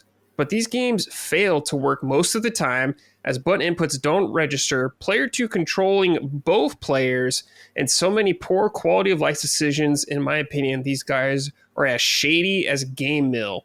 Thanks. Whoa, dude. Some shitty tie-in games for children, I guess. Well, Game Mill makes, I gotta say, they have the Cobra Kai license. And a license will go a long fucking way. And I'm not even fucking with you. Like, I finished the first Cobra Kai, and I played a lot of the second game. And it wasn't, there were some good ideas in it, but it clearly was made in like 3 months. Yeah. You know, but a license, if you love it, I'm still susceptible to it because I'm just like, oh my God, that's Hawk from Cobra Kai. And oh my God, they got, you know, Daniel Sun's daughter in it. And, you know, but if the games he's talking about sound like they're broken, like, I mean, there's a difference between being janky as fuck and it just doesn't work that well. But I haven't played Paw Patrol, so I don't know. This is from Nicholas Brillhart. Greetings, summoners. My sorted out this week is for Capcom. Why have they not gone back and remade the original Resident Evil yet? I want to play 2, 3, and 4, but I can't until I beat the prior game, which unfortunately is a mess of dated design decisions that I really can't deal with. Tank controls and weird puzzles I could brute force through, but limited saves? Get that shit out of here. Yo, Nicholas, stand down, first of all, right away, okay? Resident Evil 1 Remake is a god tier game. I won't have it any other way. They have different controls for that, so you don't have to use tank controls in the remake of it. The puzzles, you can't necessarily brute force all of them. Good luck brute forcing some of those, like the chemical ones. Good luck, my friend. Is that the one that has the statue that you have to push because there's the things that come rolling at you in the hallway? No, that's a different one. Which one is that? You're doing like fucking science shit, pouring different chemicals into stuff. Oh, no, I know. But is RE1 Remake the one that, isn't that where she gets locked in that room and she has to go to the Knights in Armor? Yeah, there's a Knights in Armor room. Yeah. That was a pretty fun puzzle. I can brute force that fucking thing. The only thing I'll say is that kind of doesn't hold up for a lot of people is the door loading animations. If you go through a door, like loads. I know, it's dumb. Just play it on PC and mod that out if you have a choice. Well, if you can mod it out. Okay, I didn't know you can do that. Yeah, you can do that. So play that game. Stand down, Nicholas, all right? But that said, also work on yourself a little bit because I again, gamer, and I'm not saying trust me, I got a ball of fucking problems in my fucking sack too. I'm not suggesting I'm not. But when Mika's like, Micah, oh my God. See, I told you. When Micah is like, you were just talking a minute ago about something and I was listening, you were talking about getting all of these things collected or, there's kind of a anxiety obsession there. And when this guy is talking about, I want to play 2, 3, and 4 Remake, but I can't until I play 1. I'm like, dude, relax. It's fun. That's a call and move. It's not like you're coming into the middle of a fucking novel going, what the fuck is happening? It's Resident Evil. You'll figure it out. Who gives a shit? It out. Yeah, it's really, don't deny yourself. Don't just hop into 2. Hop into 2. You will love it. And it might even motivate you to go back to 1. It did me. It made me go back and play the first one. It's not like the lore is so, I don't know. I'm trying to think of something that if you don't do it in order, you're going to be super fucking confused. It's not that. You'll be fine. Please do it. It's a great game. Don't deny yourself. Sort it out, but just play Resident Evil 2 Remake. Just do it, all right? You're going to have a good time. This is from Paul S. Hey, Summoners. I have a bit of a sorted out and keeper from Team Cherry. I put this here because it is much more of a sorted out. Hollow Knight is one of my favorite games of all time, and the wait for Silksong has been long, but I'm happy to wait as long as it takes, assuming that they keep up the meteoric, I can't even speak either, level of quality.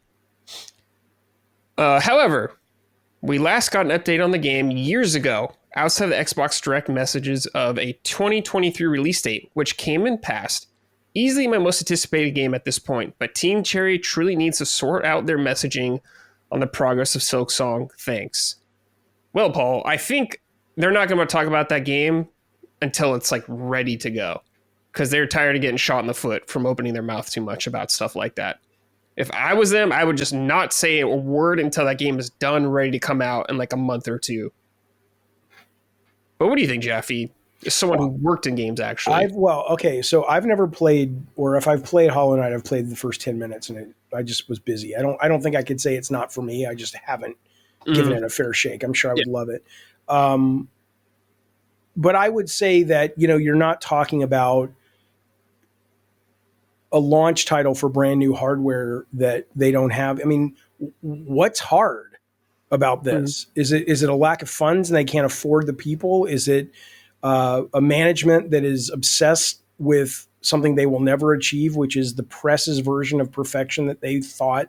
Like, the worst thing you can do is listen to the fans and the press and believe some of that stuff, because then it's like, it has to be perfect. They expect perfection, and you'll never fucking take a step. Like, is it management doesn't know how to deal with that? Because you're not talking about a complicated game. I know it's hard to top yourself. I know it's hard to make shit at a level of quality, but you got to ship the fucking thing unless they've done something with it that's like, dude, no, you don't understand. it ties into Musk's Neuralink, and you control it with your brain. I'm saying, I mean, you would think they're trying to create that, because how long has this game been announced? 5 years now? Yeah. It's a fucking 2D black and white fucking Metroidvania. My understanding is Game Maker. The scope of the game grew substantially. From the what?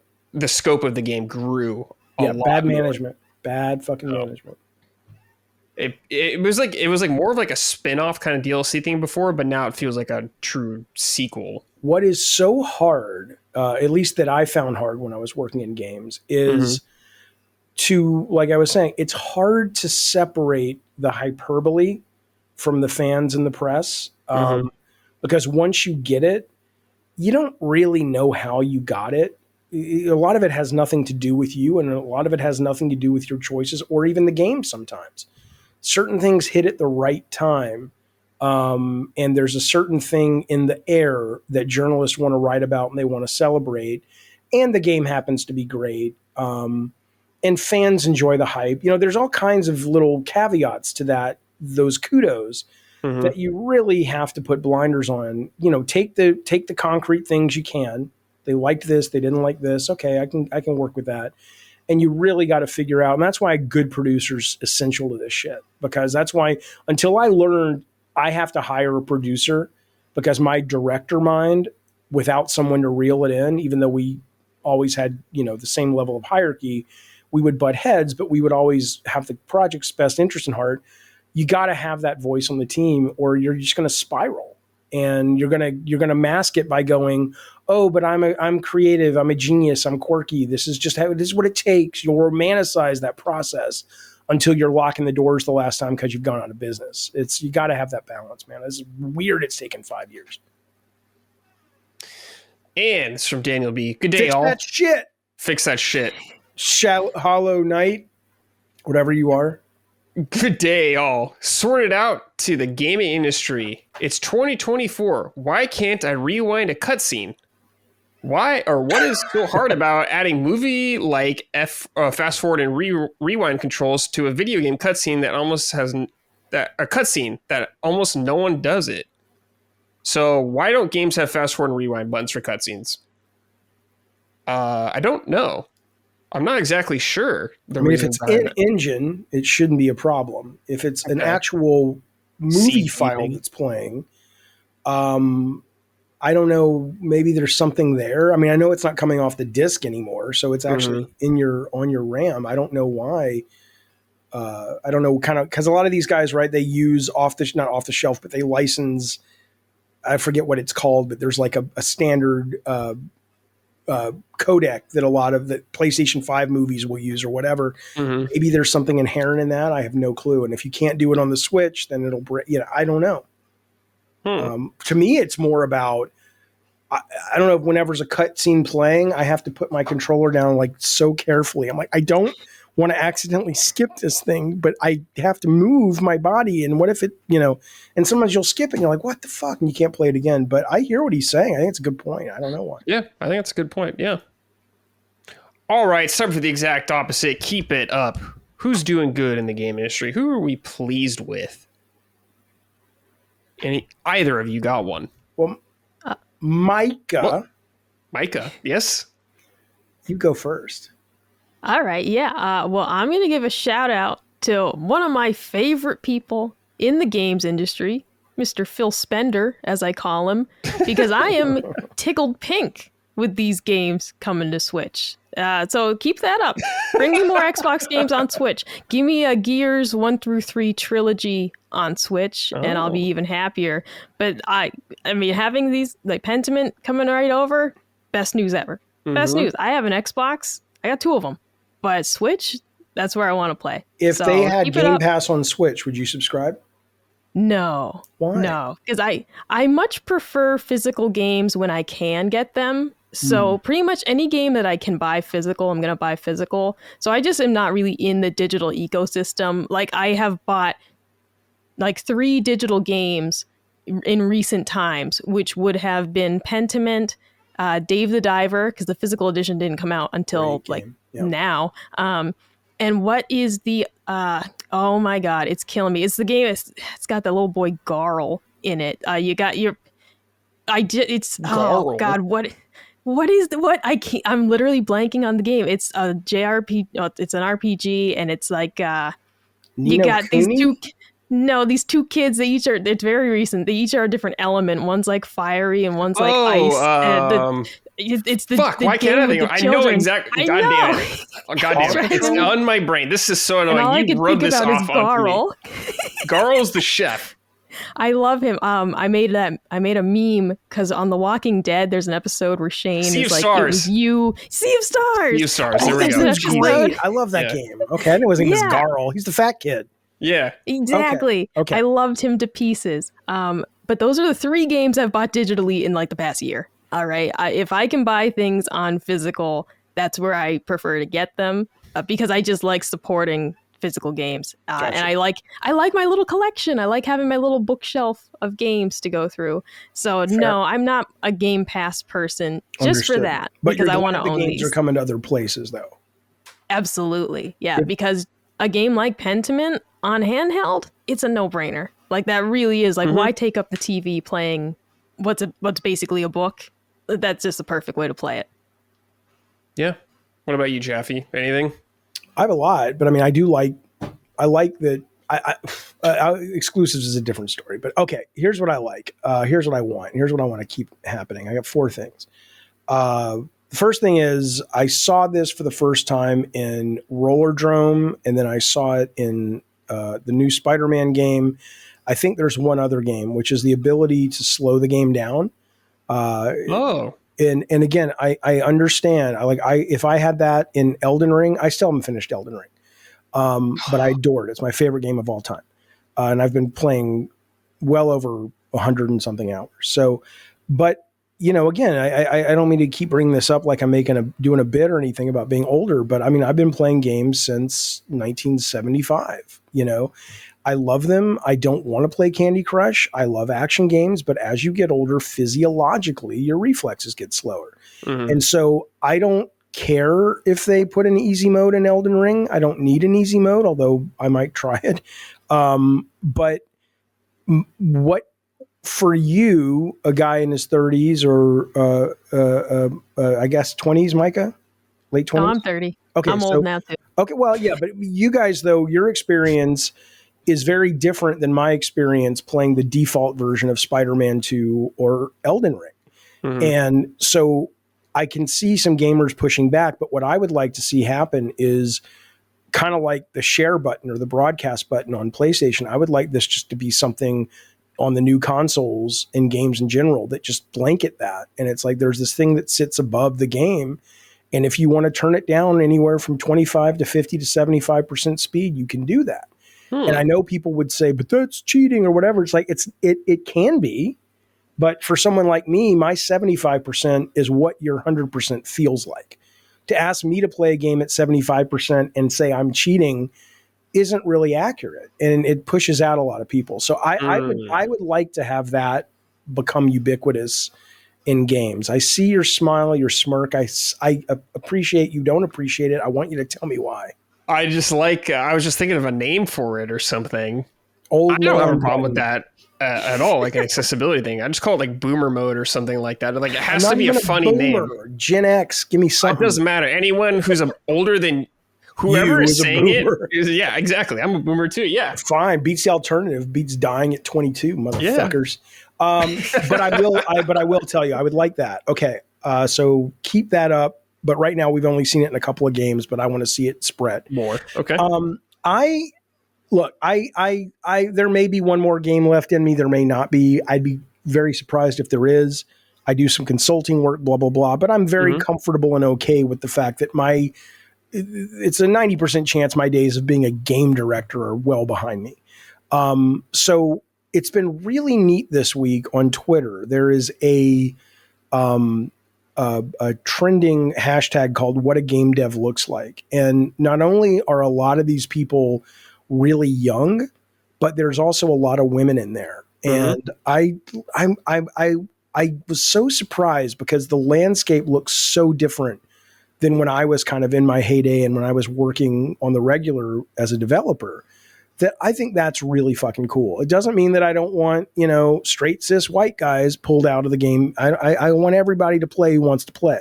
Mm-hmm. But there was such a lack of diversity in games when I was working in it that this has just been really nice to see. And it's also nice to see because there's a bunch of assholes lately online. I think most of them are good people, but they've just been bamboozled by certain people who want to rile people up about this stuff. But there's been a lot of pushback against diversity in development, and I think that's ridiculous. And I'm glad to see that continues, and GDC, which really does represent game creation at the moment, I'm seeing a lot of new faces and different faces, and I think that's fucking awesome. The last two things, speaking of not new, but brilliant, Connie Booth was, I believe, fired. I don't know the whole story, but I don't believe she left Sony on her own. She, if you don't know Connie, that's the way it is because she's never sought the limelight.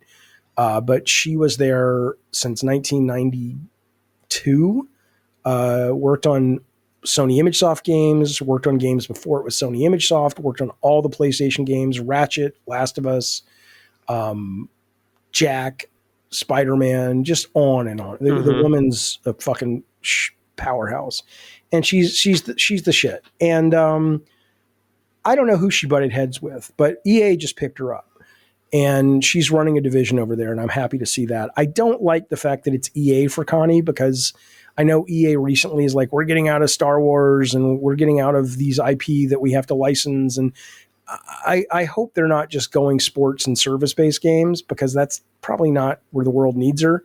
But that aside, though, I'm bummed Microsoft didn't pick her up because she could have done a lot of good for that company who seems to struggle with production. But anyway, so that makes me happy. Keep that up. And the last thing is, I play all kinds of games up and down, as I always say, the budgetary spectrum. I just love games. I don't give a fuck. Some people go, it's AAA, I'm not fuck you, whatever. Games are games, man. They're awesome. So I want to tell you what I love seeing right now. And it has nothing to do with subscription services, but Apple Arcade kind of started it. And Apple Arcade, I hear, isn't doing brilliantly. I don't really know how it's doing. But if you don't know Apple Arcade, it is mobile phone games, but all the microtransactions are gone, all the ads are gone. So you pay like $4, $5 a month, and you get these wonderfully curated, excellent, fun games. Well, now on Netflix, you're getting that as well. I don't know. I don't think that's beta. I think if you have Netflix on your phone or your iPad, there's now a tab called Games, and they have excellent games. Everything from FTL is on there. Oxenfree 1 and 2 are on there. And then there's more traditional cell phone games. No ads, no microtransactions. It's just game. And it's run by Mike Verdu, who was an old-time EA guy. He's actually, and hell, one of the art directors from God of War is now over there doing a AAA game. I don't know if that's going to stream to the subservice. I don't know how they're going to distribute it, but I like that. And then YouTube, I think YouTube's is in beta. But if you go to YouTube on your computer right now, you get games, and they're really fun. I mean, they're not asking you to play The Last of Us Part 3. That's not what these are. But if you're a gamer, you're a gamer. And if you get rid of all the gotcha bullshit, which I don't like, and you get rid of the microtransaction shit and the ads, what you're left with is either a good game or a bad game. And there are some excellent games that you can play on a lunch break, sitting on the fucking toilet, riding in a car, riding on the subway, that are just genuinely joyful. I mean, it's insane how people poo-poo them, but I want to see that continue. I hope those do well. Yeah. Definitely. Yeah. It's like, as long as there's good games, I'll play it anywhere, pretty much. I don't know what, maybe, again, I hate to keep bringing age up, but maybe it's being a kid of the arcades. Our games were like cell phone games for the first 10 years or 15 years of the industry. So maybe I'm acclimated to that. And I don't belittle that any more, any less, or I don't celebrate that any more, any less than the big AAA like Dragon's Dogma 2. It's just interactivity is so much fun. So it's just different. Yeah.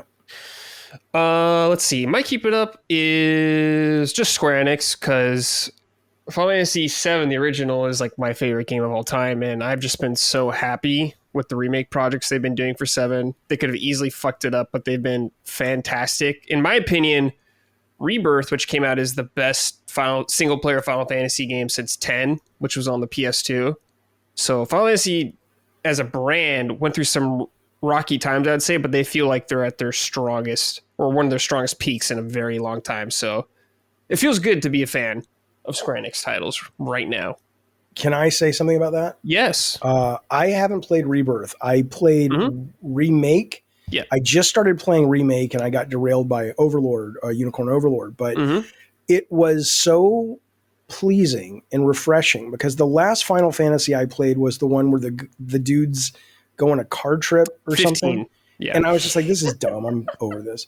And maybe it's great if you're a hardcore, but but to go back to Reborn or goddamn it, Remake, I was like, oh my God, I remember what it felt like to be excited about this franchise. I like these characters. I like this adventure. I like, it's just insanely well done.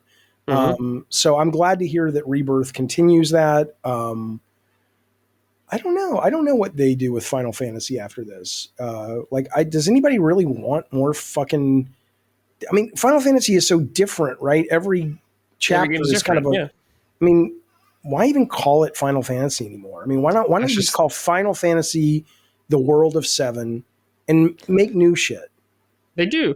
They still do that, though. Yeah, but they call it things like Triangle Strategy. Oh, well, there's Final Fantasy 16, which was very different from all that. Yeah, but why call it Final Fantasy is what I'm saying.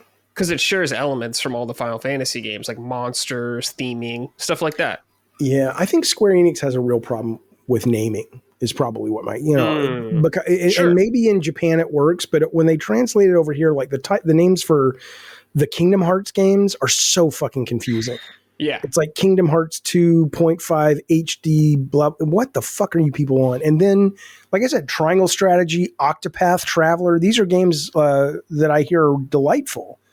But Triangle Strategy literally sounds like, oh, is that like a Excel spreadsheet I can get for my Switch? Is that what that is? What do they? And I'm not making a joke. I mean, seriously. I mean, who does that? So like Final Fantasy 16 is probably not doing a very good job if it's totally different. You can still set it in the world of Final Fantasy, but make it clear you can jump on here.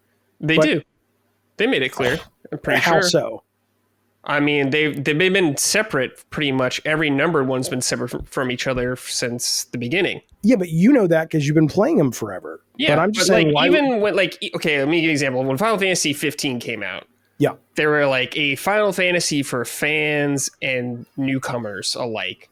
But they called it Final Fantasy 15. I know. Yeah. So why don't you just call it, this is a terrible title, don't call it this, but call it, Fantasy Boys Road Trip, a Final Fantasy adventure. Because I think the Final Fantasy name itself has power and meaning. Yeah, and legacy. Put it in the subtitle. Anyway, they do that sometimes. I'm just saying that as a one-time Final Fantasy guy and as a guy enjoying coming back to the fold because of Remake, I look around at the other stuff, and it used to be easier to get involved with it, with things like a Chrono Trigger or a Secret of Mana or whatever, because they were standalone titles for the most part. And now it's just like the people naming it, I think, have really, their marketing's really bad, is my point. Because I hear you, Micah, you're not the first person to tell me how great Triangle Strategy is. I hear that game is fucking amazing. And now I'm like, you know what? I need to go get that. But I was so turned off by, it's like, I don't even know what the fuck it is. And Octopath Traveler 2, I hear, is excellent as well. But I'm just kind of, have you played that one? Yes. Yeah, I played Octopath 1 and 2. They're both very good. I'm the rare person who liked the first one a little bit better. Okay. But they're both excellent games. I think Triangle Strategy blows both of those out of the water, though. Okay. Like that. We'll get that next. But I'm just saying, rename it. I mean, am I wrong? Are you, as a fan of it? I don't know. It'd be interesting to hear other people's opinions about that. I'm not sure, Jaffe. I'm not sure. Who in a marketing meeting is like, you know what, boys? Triangle Strategy. Put that on the list. I don't know about somebody stuff like that. Yeah, there's definitely a lot of goofy names out there, and I won't deny that. The only thing with me is with Final Fantasy is if it's a numbered one, I having an idea of what it is and like some of the themings it will be and some of the monsters and stuff like that. There's probably going to be some crystals in it, something like that. Yeah. But there's been other there's been like Final Fantasy Origin Stranger of Paradise, which was like a Team Ninja game. Yeah. Which I really liked. Yeah. So. Oh, you like that? I thought. Oh, I did. I'm not saying it's an amazing game, but I had a good time with it. Wasn't it? I heard it was just like running down hallways over and over and over. There was just like a lot of. Yeah, you're just killing. But I like the combat and all that stuff like that. I don't like. I'm not going to recommend it to everybody. Kind of game like that. But I had a good time with it. Fair enough. I mean, I'm a guy speaking kind of out of turn because I'm not in the fold. I'm a tangential, peripheral fan of Final Fantasy, and I guess I would like to enjoy it. I know more, especially after being turned on by Remake. I think those are valid points, Jaffe. You know, because like I am so close to it, so like, I haven't had to think about that for a while. So I think it is a good conversation to have. Yeah, call it Faxanadu or something. I don't know. Just made that up. Great name. Phalanx. We got a couple from the audience as well, so keep it up. This is from Fozzie. Hello, beautiful waka, Brad. waka. Come on now. Majestic. Come on now. Waka waka. Micah, you wanted to do it too. You can do it. You mean like the Muppets? I hate the Muppets. Are you telling me somebody it's got to be like the Muppets? He didn't pick that name without thinking about Fozzie Bear. I'm not doing it. I hate him so much. Enough. You hate the Muppets? I'd take Fozzie Bear, but to take his head and just snap it the other way. I'd watch that movie though. I'd watch the shit out of that movie. Yeah, them getting murdered. Yeah, that'd be pretty funny. Freddy and Jason versus the Muppets. Yeah, I'd watch the shit out of that movie. You see that internet thing goes around every now and then. It's like take a movie and replace all the live actors except one with Muppets. Yes, I love that one. Yeah, I love that one. Somebody put Schindler's List. Somebody put 50 Shades of Grey. I'm just like, oh my God. Jesus. Yeah. Anyway, sorry to derail. That's the job. That's no. Yeah. Hello, beautiful Brad, majestic Micah, and dashing David Jaffe. I'd like to extend a hearty keep it up to the timeless games. I just spent the past month playing the original Final Fantasy VII for the first time, and has quickly become one of my favorite games of all time. My first Final Fantasy and first proper JRPG outside of Pokemon and various other Mario RPGs has me spoiled. Dearly, Fozzie. Well, Fozzie had a great time with the old classic PS1 RPG. Love to hear that. Angel of Cake wrote in, Happy Patty's Day week. My sorted out is to Dustin. He knows what he did. I know what he did. He was criticizing Metroid Prime. And a lot of people got upset about that. Oh, fuck the Metroid fans. Fuck them. Yeah, if anyone hates Metroid fans, it's you. I like Metroid. I like Samus. Seamus. I just thought there were some design onboarding problems. And boy, they don't let you forget it, which is fine. Fuck them. I still stand by it. And I'm not going to tell them I had one of the developers of that game reach out and go, yeah, we know. But I did. My keep it up is also to Dustin. Thanks for the timestamps. Not to rain at anyone's parade, but I'm sick of FF7 coverage. I'm happy you're all having a fun time with it, but I'm not interested in it, and it's still wall to wall. I can skip it easily and don't have to complain about it. Thank you. Well, you just did complain about it, Angel of Cake. So suck it, Angel of Cakes. Why don't you sort that out? Yeah, why don't you sort that out? Angel of Cake sounds like a game from Square Enix, bitch. Fix it. Could be. Probably a good game. They're writing that down. The name, the better the game. No. If it was from Square Enix, it would be Angel of Cakes 2.3 HD 77 minus 4 times 6. Yes. That's what sure would. All right. Jaffe. Yeah. I want to talk to you about this game. Specifically because it was one I really enjoyed growing up, and you worked on it. What was it? That game is Mickey Mania. I did work on it. So I was playing through it again yesterday, and right away I was really impressed about the animations in this game. Yeah. How smooth everything moved, like the skeletons walking around, as big as pain in the ass as they are. When they breaking apart, all their bones go flying. It's really great. The Pete walking around on the Steamboat Willie level, so good. All that kind of stuff. And this game's pretty damn hard. Yeah, pretty it's hard, harder man. than it should. It's very hard, and it's unfair.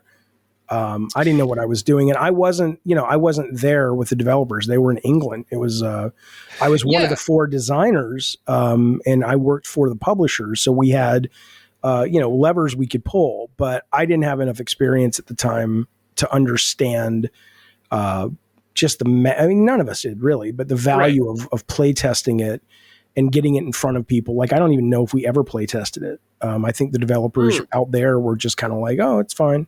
You know, but it's too hard. It's the hitboxes are too big.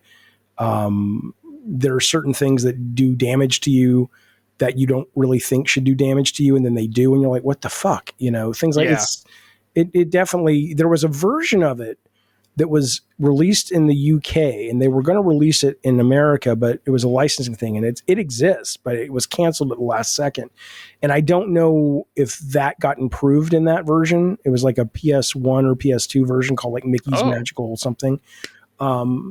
It was a port, but it was kind of upgraded and stuff. But anyway, though, yeah, no, I agree. It's too hard. I couldn't. Well, yeah, I mean, it's a tough game, but like I think back to that time, a lot of games are just tough. That's just the way it was. Unfairly tough, I feel. I don't think it was tough. And it's a Mickey fucking Mouse game. There's a reason it didn't sell. Game. That's true. Yeah, that's a Mickey Mouse game. Yeah, but I thought there was a lot of cool variety in it. Actually, it's like, especially when you get to the second level, you're going through with the skeletons, you're throwing stuff at them. Then they start adding in the swinging parts where you're grabbing stuff and swinging. Yeah. Then there's the part where you're like riding on his like the gurney, going through all that kind of stuff.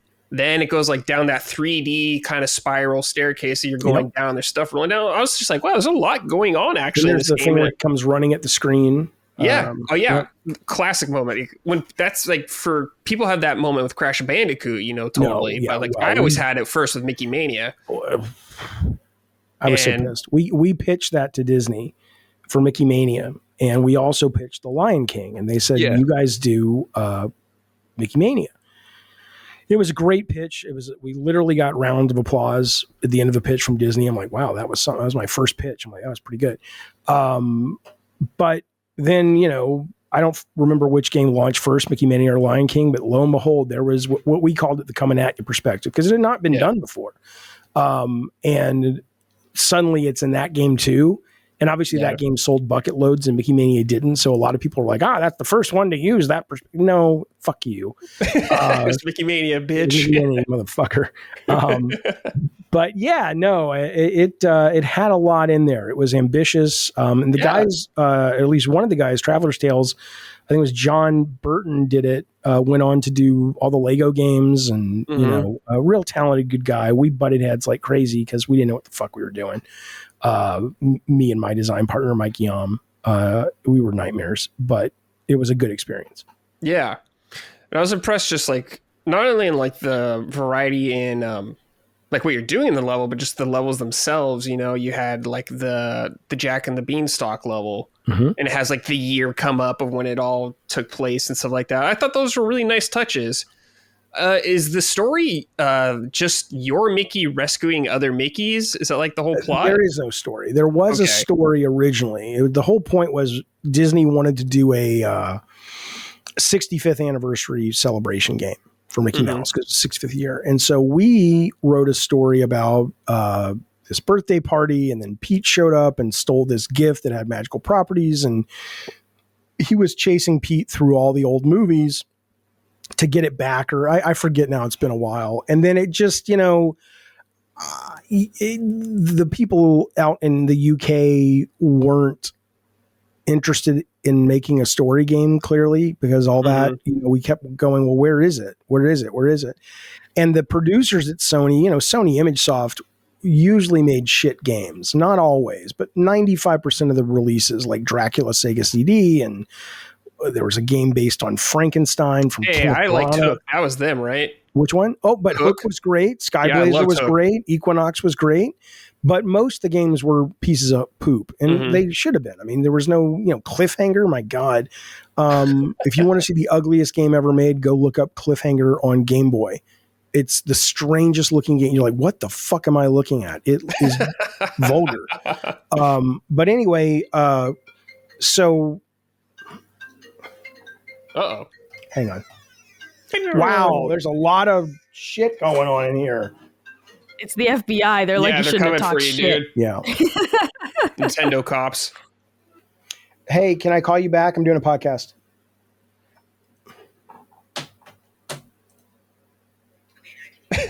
I'll call you back. I'm doing a podcast. Bye. Okay, sorry. I got this new PC, and I'm like, I'm going to link it to my phone. What a fucking mistake that was. It's just like, but anyway, Mickey Mania. So the story, yeah, and then so the point is, Sony at the time, I think the producers were just fucking grateful that we were actually making a game that was working. And so they didn't really want to rock the boat and go to bat for us when it's like, where's the birthday scene and all this shit.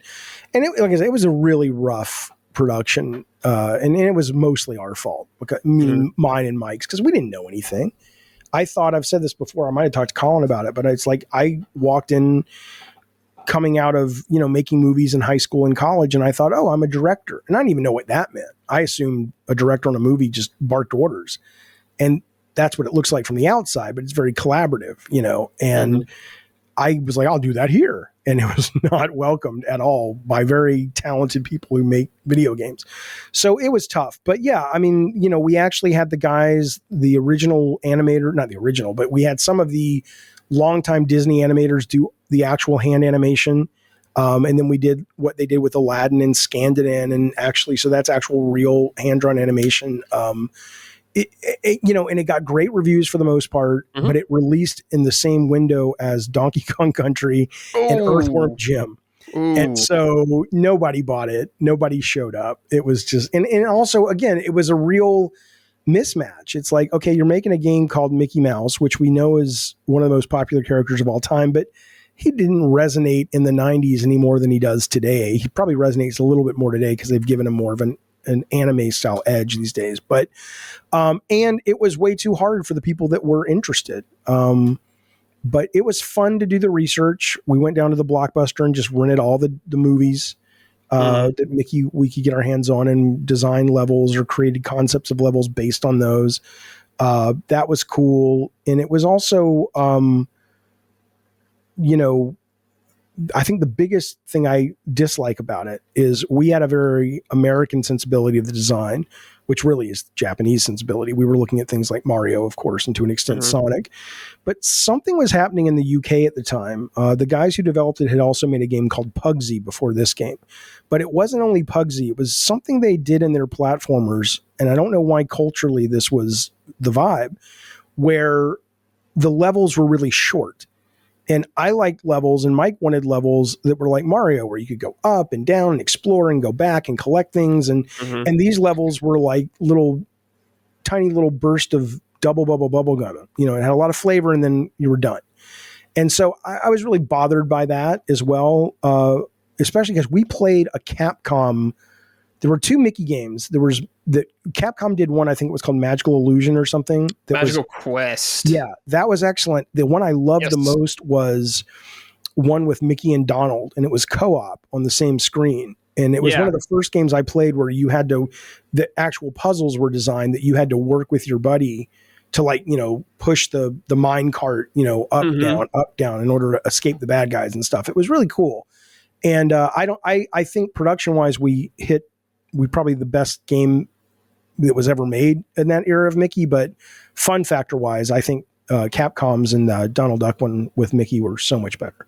Yeah. Was there any concept you guys had that didn't make it in? I'll be right back. Oh, it's got something to show the class. Okay. This is exciting. I hope it's not like a Mickey corpse or something like that. I know, just a dead rat. Okay. Oh. Got something. This is the design book from the early days, so it's got a lot in here. Oh my God. Let's see.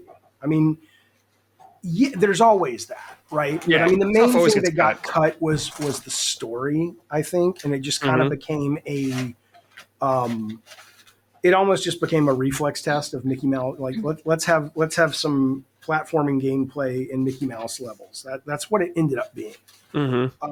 But sure, I'm trying to find some of the Mickey Mania stuff, like original. That's the original God of War document right there. Whoa, cool. Hang on. Oh, here you go. So this is you were asking about when Mickey was on the gurney, right? Yeah. That's the original kind of design of that. Wow. So, but most of it is story stuff that didn't make it, like how we would tell the story. I remember Mike and I were out at a bar in Santa Monica called Q's. It was a pool bar, and we were playing. God, that's heavy. We were playing pool, and I just had this idea of like what you have to understand. This was 93. There weren't a lot of people doing this and thinking about this. It just wasn't what the industry was at the time. And it's like, I want to tell stories in the game, but I don't want to stop the gameplay. And I had this thought. I was like, I remember writing it on a napkin going, this means something, where it was like, what if we told the story in the background, in the foreground? So as you're playing, this stuff is happening. And again, that sounds, so what, Jaffe? But at the time, I had never seen it. Recently, or not recently, a couple months later, I did see one of the Sonic CD games did something like that. And I was like, okay, that's cool that it works. I hate that they got there first. But again, all that story stuff got ripped away anyway. Mm-hmm. So, but it was really, that was a crazy time. Crazy time, because you were learning on the go, and it was tough. The Wrong Sean wrote in, Mickey Mania was one of the few non-Sonic games I owned on Genesis growing up, and I absolutely adored it. The Steamboat Willie music and sound effects are integrated into my memory forever. Mine too. Would love an HD update for it. Thanks, Jaffe, for all you did. Well, okay, you're welcome. But that game, if I had my way, that game would have never, I don't mean it would have never shipped, but if I would have gotten my way every day, it would have never shipped. So that game's a testament to the fact that Sony was desperate to ship something good, and the guys in England were really talented. But I'm not saying our stamps aren't on it, and I appreciate the kudos. Thank you for that. But boy, that was every day it was a fight. Anyway, point being though, thanks for that. Yeah. Oh, an HD version though. I mean, all I can tell you is you can track down the version that came out in the UK. You'd have to Google, just type in like Mickey Mania PlayStation 1, and there's a title. It's called something that it's not called Mickey Mania. And there is an American version, but they never released it. So I don't know how accessible it is. I don't know if a collector has it or you can emulate it. But you can emulate the English version, I think.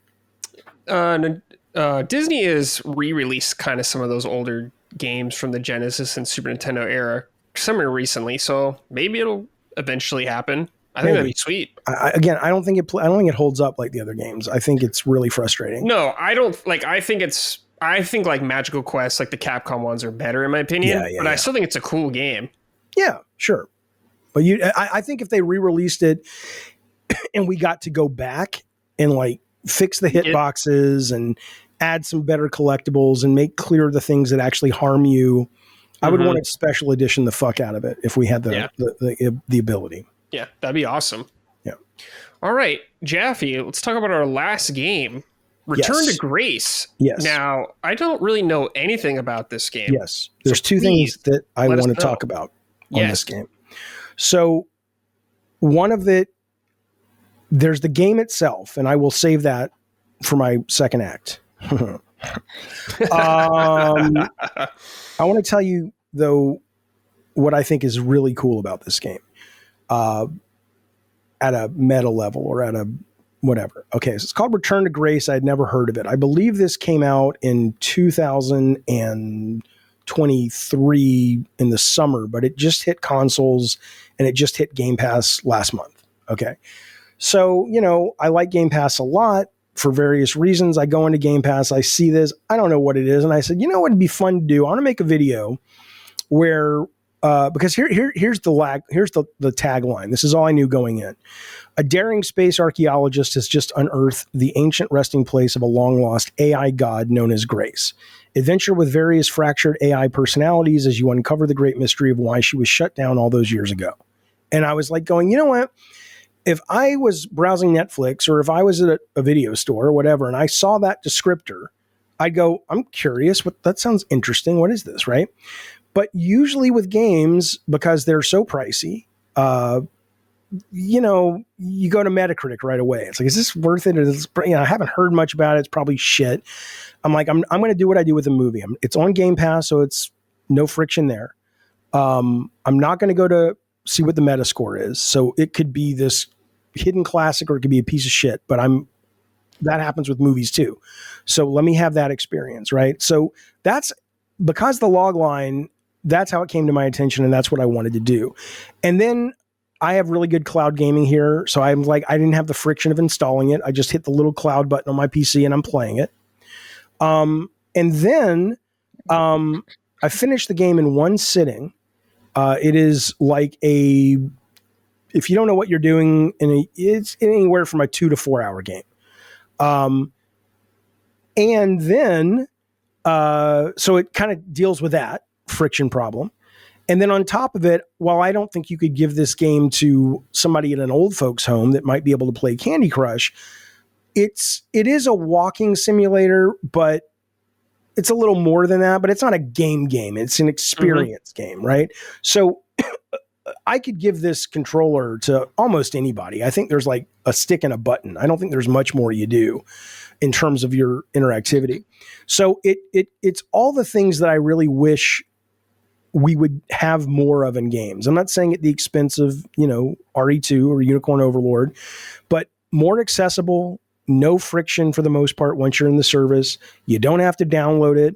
A lot of people can play it, and it's kind of a cool story. Okay, this is like a movie at this point. There's no reason not to try it other than I just don't have 5 minutes to see if I like it.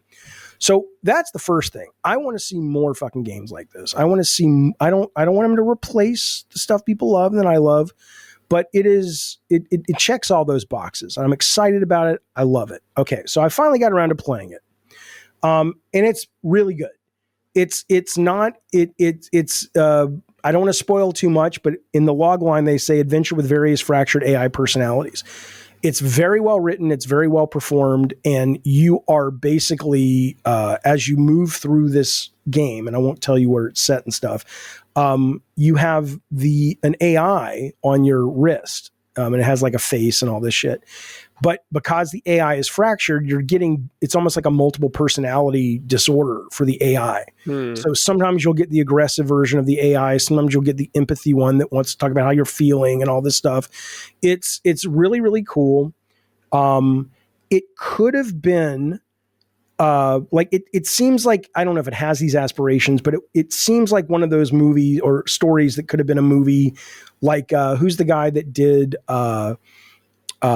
Ex Machina? He's got Civil War coming out. Like it should have, it could have been that impactful. It wasn't that impactful, but it was clearly on that path. It just didn't either. I don't know why it didn't achieve that. It's hard to achieve that, but it definitely wasn't that, but it was clearly, swimming in the shallow end of that particular pool. And so it was interesting. There were a lot of good payoffs. There are multiple endings based on choices that you make that you don't even realize are choices that you're making. It's just based on what you want to do in the moment, and it impacts the ending. I highly recommend it. I don't think it's the best game ever, but I think it represents what I would love to see happen in the genre or in the medium. It's sitting at a 78 on Metacritic. If you have Game Pass, it costs you nothing except 20 minutes to see if you're into it. And give it to somebody. I'm going to give it to my ex-wife when she comes over tomorrow because she doesn't really play games. And I just want to try. I want to see if she can play it and go, she may not like it, but I want to see if she can at least maneuver through it, because that's another big part of it. I just did a video on my channel about Amy Hennig's new game, the Marvel's 1943. And I don't know how much of what she talked about with Tim Schafer at DICE 4 years ago is going to actually be reflected in that game. But a lot of what I'm talking about is what she was talking about back then, which is all these friction points that prevent so many more people from enjoying interactivity. And it doesn't mean we want to get rid of the stuff people already enjoy in games, but it's ridiculous we're not serving other audiences that could love this stuff beyond just Candy Crush. So this is that. And as a standalone game, if you like walking sims and sci-fi and good stories in games, I think you will have a good time. Okay. Yep. So Are you doing okay? So it is a walking sim primarily, but are you doing anything like solving puzzles and stuff like that? There are some simple puzzles, but it's not.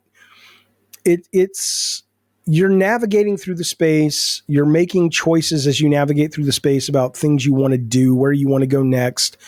There are some lock and key puzzles that are basically like Simon, repeat the but Yeah.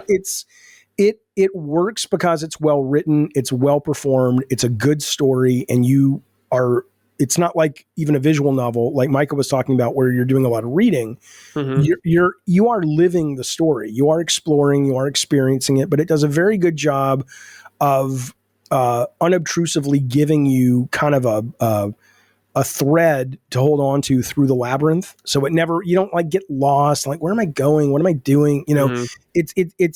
It's not on rails, but it's on rails enough that the momentum of the story carries you forward. And within 2 to 4 hours, you're done.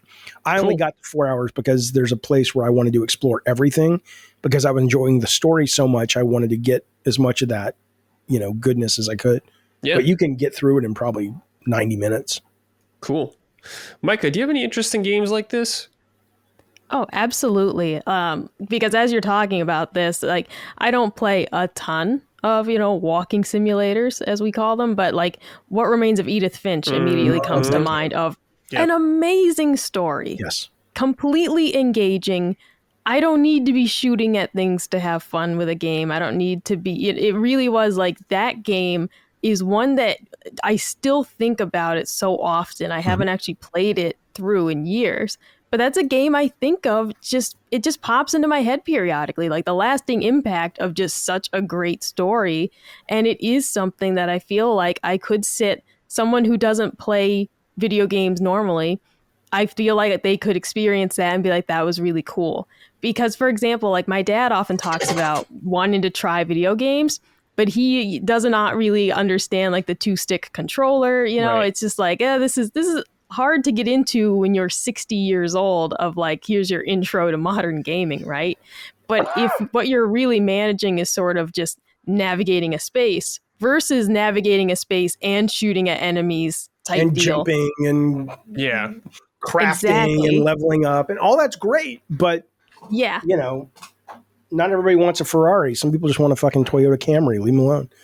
Exactly. Yeah. And I feel like there's levels to these games. Something like Life is Strange is maybe one step higher in terms of just the interactivity with the player, how much gameplay you're doing versus experiencing something. And I like that there are sort of tiers to this. I really enjoy that we have sort of, all the way back to visual novels, which is very much reading, text-based, moving through to something that's more visual experience, something that's telling you the story through the environment a bit more, and then just going up and up through that to just all the different types of games and how they interact with the player. I'm super into this just from how you're describing the story, Jaffe. I love Edith Finch. The one thing I'll say about Edith Finch that these guys don't do, is I loved in Edith Finch how they had these basically what were mini games, but they were so beautifully integrated into the narrative. Like when you're flying the kite and trying to get all the words away, or you're in the bathtub with the baby. That sounds filthy, but you know what I'm saying? That's, there was a real sense of all of that minigame stuff was marbled into the narrative just beautifully. I think that game is like a classic. I think this game, like I said, this feels like one of those really cool sci-fi movies you watch on Amazon and you're like, it wasn't perfect, but it's kind of cool. And I still think about it. It's not like, In and Out, and I haven't thought about it since. It definitely resonates and it definitely lingers. So I recommend it very, very much. If you're into that, if you're one of these gamer guys, not or girls, but there are those out there, and that's fine. But I would, what I wish, I go back to fix this shit. I wish that those people would not be such dicks. I wish it would just be like, I can respect the fact that there are people that like certain kinds of movies that I don't like, but their movies aren't shit because of it. And every now and then I'll like the kind of movie they like, but it's like, man, you mentioned this in a lot of places online and people, well, it's a fucking walking simulator. Right? It's like, what's the matter with you? Where are you broken? And how can we fix it? I have medicine here. I have lots of pills. Let me know. Those pills. Yeah. Return to Grace. It's on Game Pass. Give it a play. Or buy it. It's $14 right now. Cool. All right. Let's have some questions before we head on out. End our show with questions like many of our other podcasts. If you would like to write in, head on over to patreon.com/laststandmedia. This first question is from Nikitas Gagas. Hi all. Hope everyone is doing well. As I was driving to work this morning, Sunset Waltz from Final Fantasy 15 began to play on my Spotify feed. I instantly went from a zombie-like state to being overcome by emotion. Another one that usually gets me is City of Tears from Hollow Knight. Are there any tracks from video games that have left the same effect on you? If so, which ones? Mickey Mania, the fucking Steamboat Willie fucking song. Oh, man. No, I'm kidding. Keep going. Sorry. That's it. That's the email. I guess just any songs that like make you feel a certain way, very like maybe sad or melancholy or peaceful. I don't know. Is there anything out there for you guys when you just hear it? Makes you feel a certain way. Sure. Would you like to? I'll jump in. Examples. Well, yeah, but I don't want to keep talking. Let Micah do it first. I don't want to be rude. Oh, I can't name like a specific track, but I Am Setsuna is one of the few game soundtracks that I continually return to because it's just, the music is just incredible. Mm-hmm. And it immediately brings you back to that battle, that moment in the game. That's a game that is incredibly emotional for me. I've played it a couple times. I adore that story, but that's got to be one of them for me. It's just like I Am Setsuna's soundtrack. It's outstanding, and it brings up a lot of emotions for me when I hear it, because that was a game that, it was one of the games that as I played it through, I was just like, I can't believe how engaged I am with this. It was just a rare moment of like, I play a lot of games because they're fun, but this was a game that like actually like touched my soul in a way. And it was just one of those rare moments. So for me, it's the I Am Setsuna soundtrack, like in its entirety, just brings up a lot of feelings. Yeah, definitely. Jaffe? Well, I think being a kid of the arcades, obviously all those, whether they're, the Mappy song, and the Donkey Kong intro song and Miss Pac-Man, so all that's there. All the Nintendo stuff, like mostly the Zelda stuff. Pretty much all the games, the melodies are very memorable. Mm-hmm. As of late, the two that really work for me, I think the Starfield soundtrack is just insanely good. Again, I'm cobbling together a theory that game is probably a lot more special to people of my generation, a little younger, a little older. Kids who kind of came up with Star Trek, Star Wars, when they were brand new, and kind of that sort of NASA was put in more of a heroic light, and space exploration was celebrated. And now there's a lot more cynicism and blah, blah, blah. I think that soundtrack really captures that era of hopefulness and adventure. And I love that one. So that one's, I'm playing that one a lot. And then, the Elden Ring soundtrack is very understated in some ways, but it is a very evocative soundtrack that's kind of disturbing, but I love that about it. I think the game would be lesser if it had a more traditional heroic knights in shining armor kind of, marches and stuff. It really feels dark and sinister, and I love that. So those are the two that are working for me these days. Most of their soundtracks are kind of like that. Yeah. Like there's beauty in it, of course, but it is very bleak also. There's almost like depression moodscapes versus music, but I think that's cool. Exactly. Yeah, absolutely. I think it's good.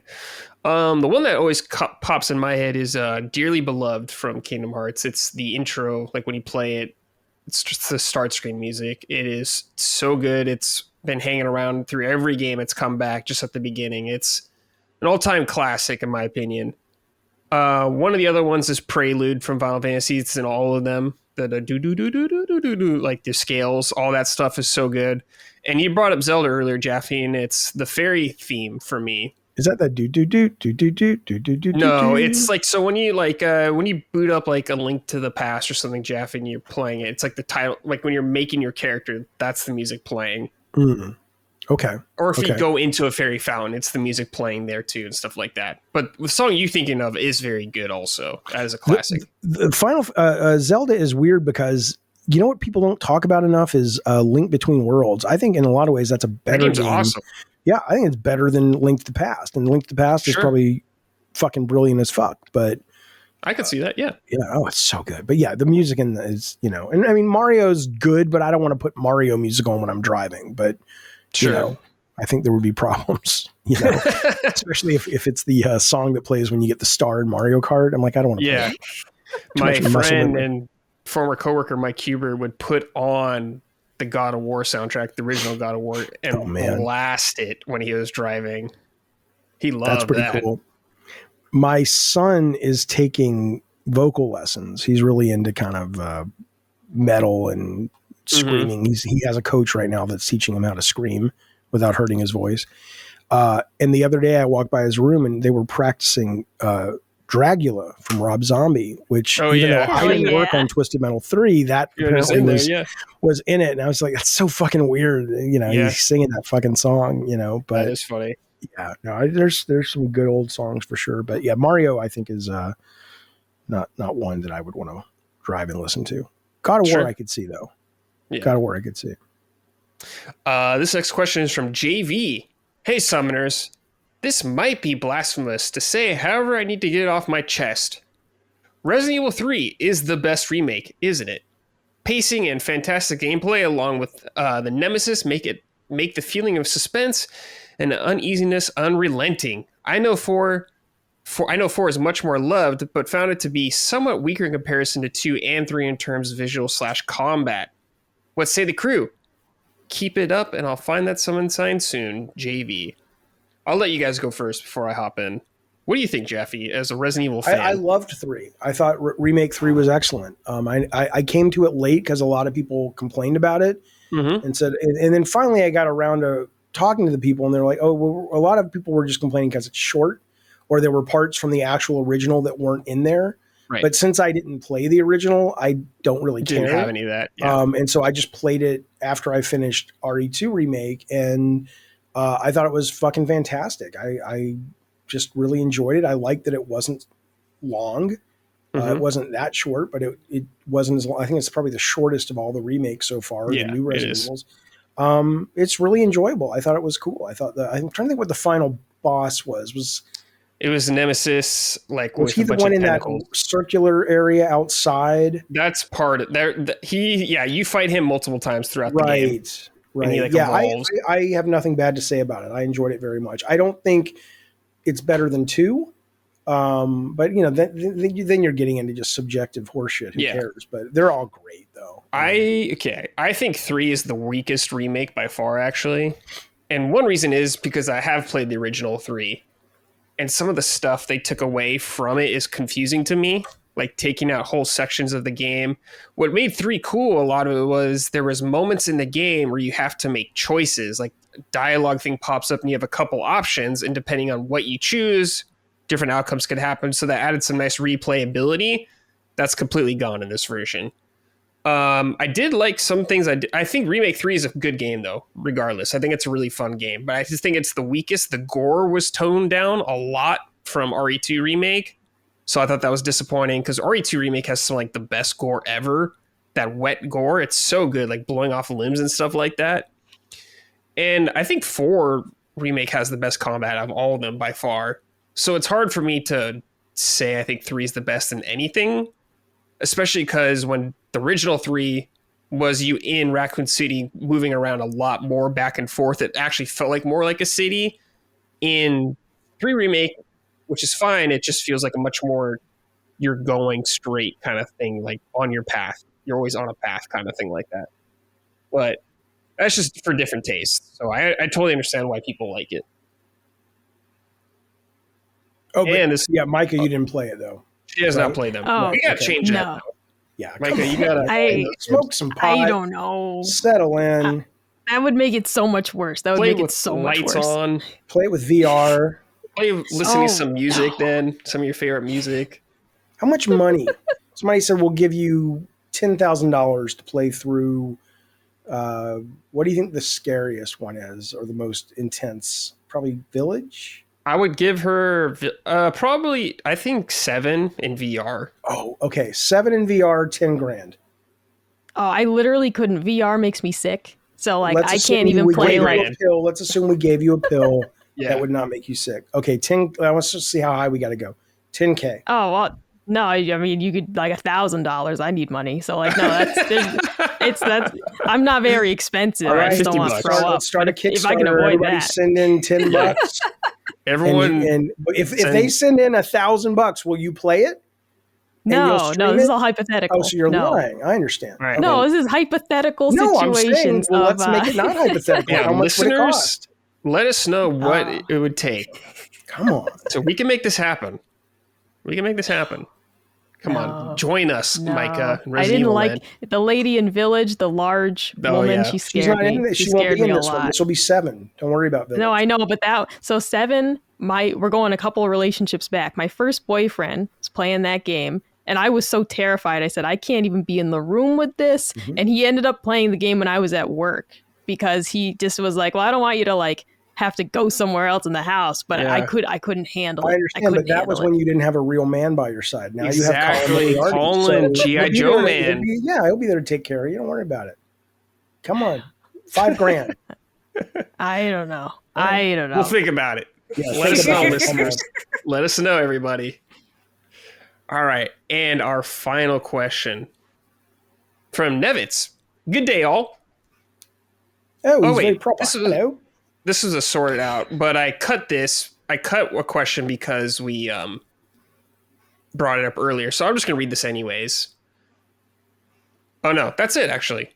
We're good, actually. Unless we want to do anything else, like, Jaffe, do you have questions for Micah, or Micah, do you have questions for Jaffe, or anything for me, or... anything you guys want to talk about? I would say, what are you guys going to be playing next? But I mean, I'm assuming everybody's going to be in Dragon's 2. Dragon's Dogma 2, baby. And I saw today it's out for GeForce, so I'm so excited because I can crank all the settings up to max and not worry about it. Although my new computer could handle it, but I love that service. Hey, play how you want to play. Oh, I know. I'm aware. Can you imagine? I'm like, some people aren't.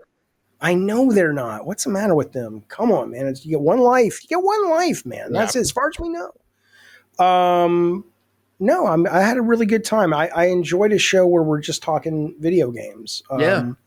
It's pretty cool. So I was happy Kyle Bosman hate me? I think he hates me now. Oh, Kyle Bosman? I don't know. Because didn't you work with him at Easy Allies? I did. No, he made a joke once, and I was real sensitive to it, and I kind of made a stink, and then I made an apology video, but I felt really bad. And I'm not going to reach out to him. I don't think Kyle hates you, no. I don't give a shit. I don't know him, but I know a lot of people find him very funny, and I would hate to think that he thought, I mean, I was serious when I made the joke, but, when you put your art out there, you're real insecure. Yeah, and, I understand. It wasn't until I started doing this kind of stuff, more of the commentary stuff, that I realized that that's kind of part of what the audience wants, and they want a more genuine response to the art. But when you're making it, it's hurtful. It's really hurtful. And I put a lot of my soul into that game. And anyway, there you go. Yeah, I get it. Yeah. No, I'm good. I thought it was funny when it happened. When I found out about it. Go fuck yourself. when I worked with Kyle. No, I thought it was funny that you were mad at him. That's what I was saying. I was just dickish, but I get the comedy. And then Shuhei, we were doing the Kind of Funny panel at PSX. Yeah, and Colin then after did that, right? I kind of did that, and then Shu walks out in his Shuhei, he's just like, "Oh, I think Kyle's really funny." I'm like, "Fuck you, Shu." Yeah. Motherfucker. God Almighty. God Almighty. Micah, what are you planning for the trip? Because we're going to be leaving soon. Yeah. As of this recording. I'm definitely bringing the Switch with me. I did not bring the Switch on my trip to Boston because it was just a couple days, and it was a mistake in the end because I thought, we're just going to be tired. I probably won't want to play very much. I brought my Kindle to read a book, but I should have brought the Switch. I'm bringing it this time because Unicorn Overlord. Hell yeah. That's all I'm out. So yeah, and I might give the Princess Peach Showtime demo another try because Gene told I was gonna say, me, do it for Gene. I hear it's really Gene was easy. That's why I hear it's like for kids. Exactly. My thing isn't that it's a bad game. It just feels really simplistic for a 30-year-old adult It to sounds be like playing. It's Yoshi's story level of made for like 6-year-olds or something. It may not be, but that's what it sounds like. Well, yeah, I mean, and the levels that are available to you in the demo are just very simplistic. But Gene, had said don't take it just at the face value of what you see in the demo per se.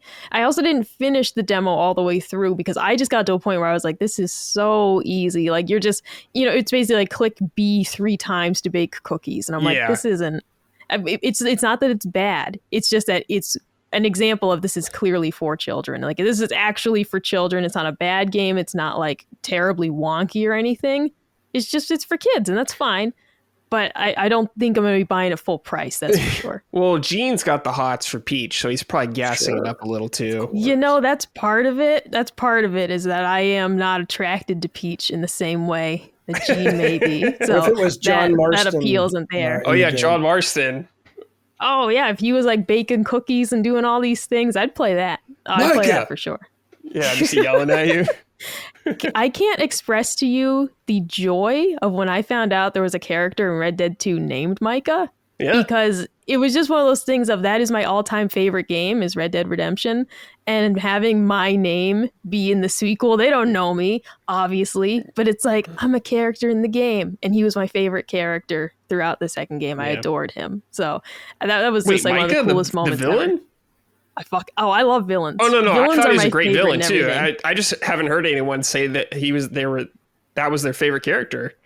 There's gotta be a lot of bias here, but fair enough. There was like one of the screens, like there's a screen that popped up when you failed a mission. It said something like you upset Micah, and that became a thing like with me and my friends because it was just so cool to see my name in media. Micah isn't the most uncommon name, but it's rare to see it.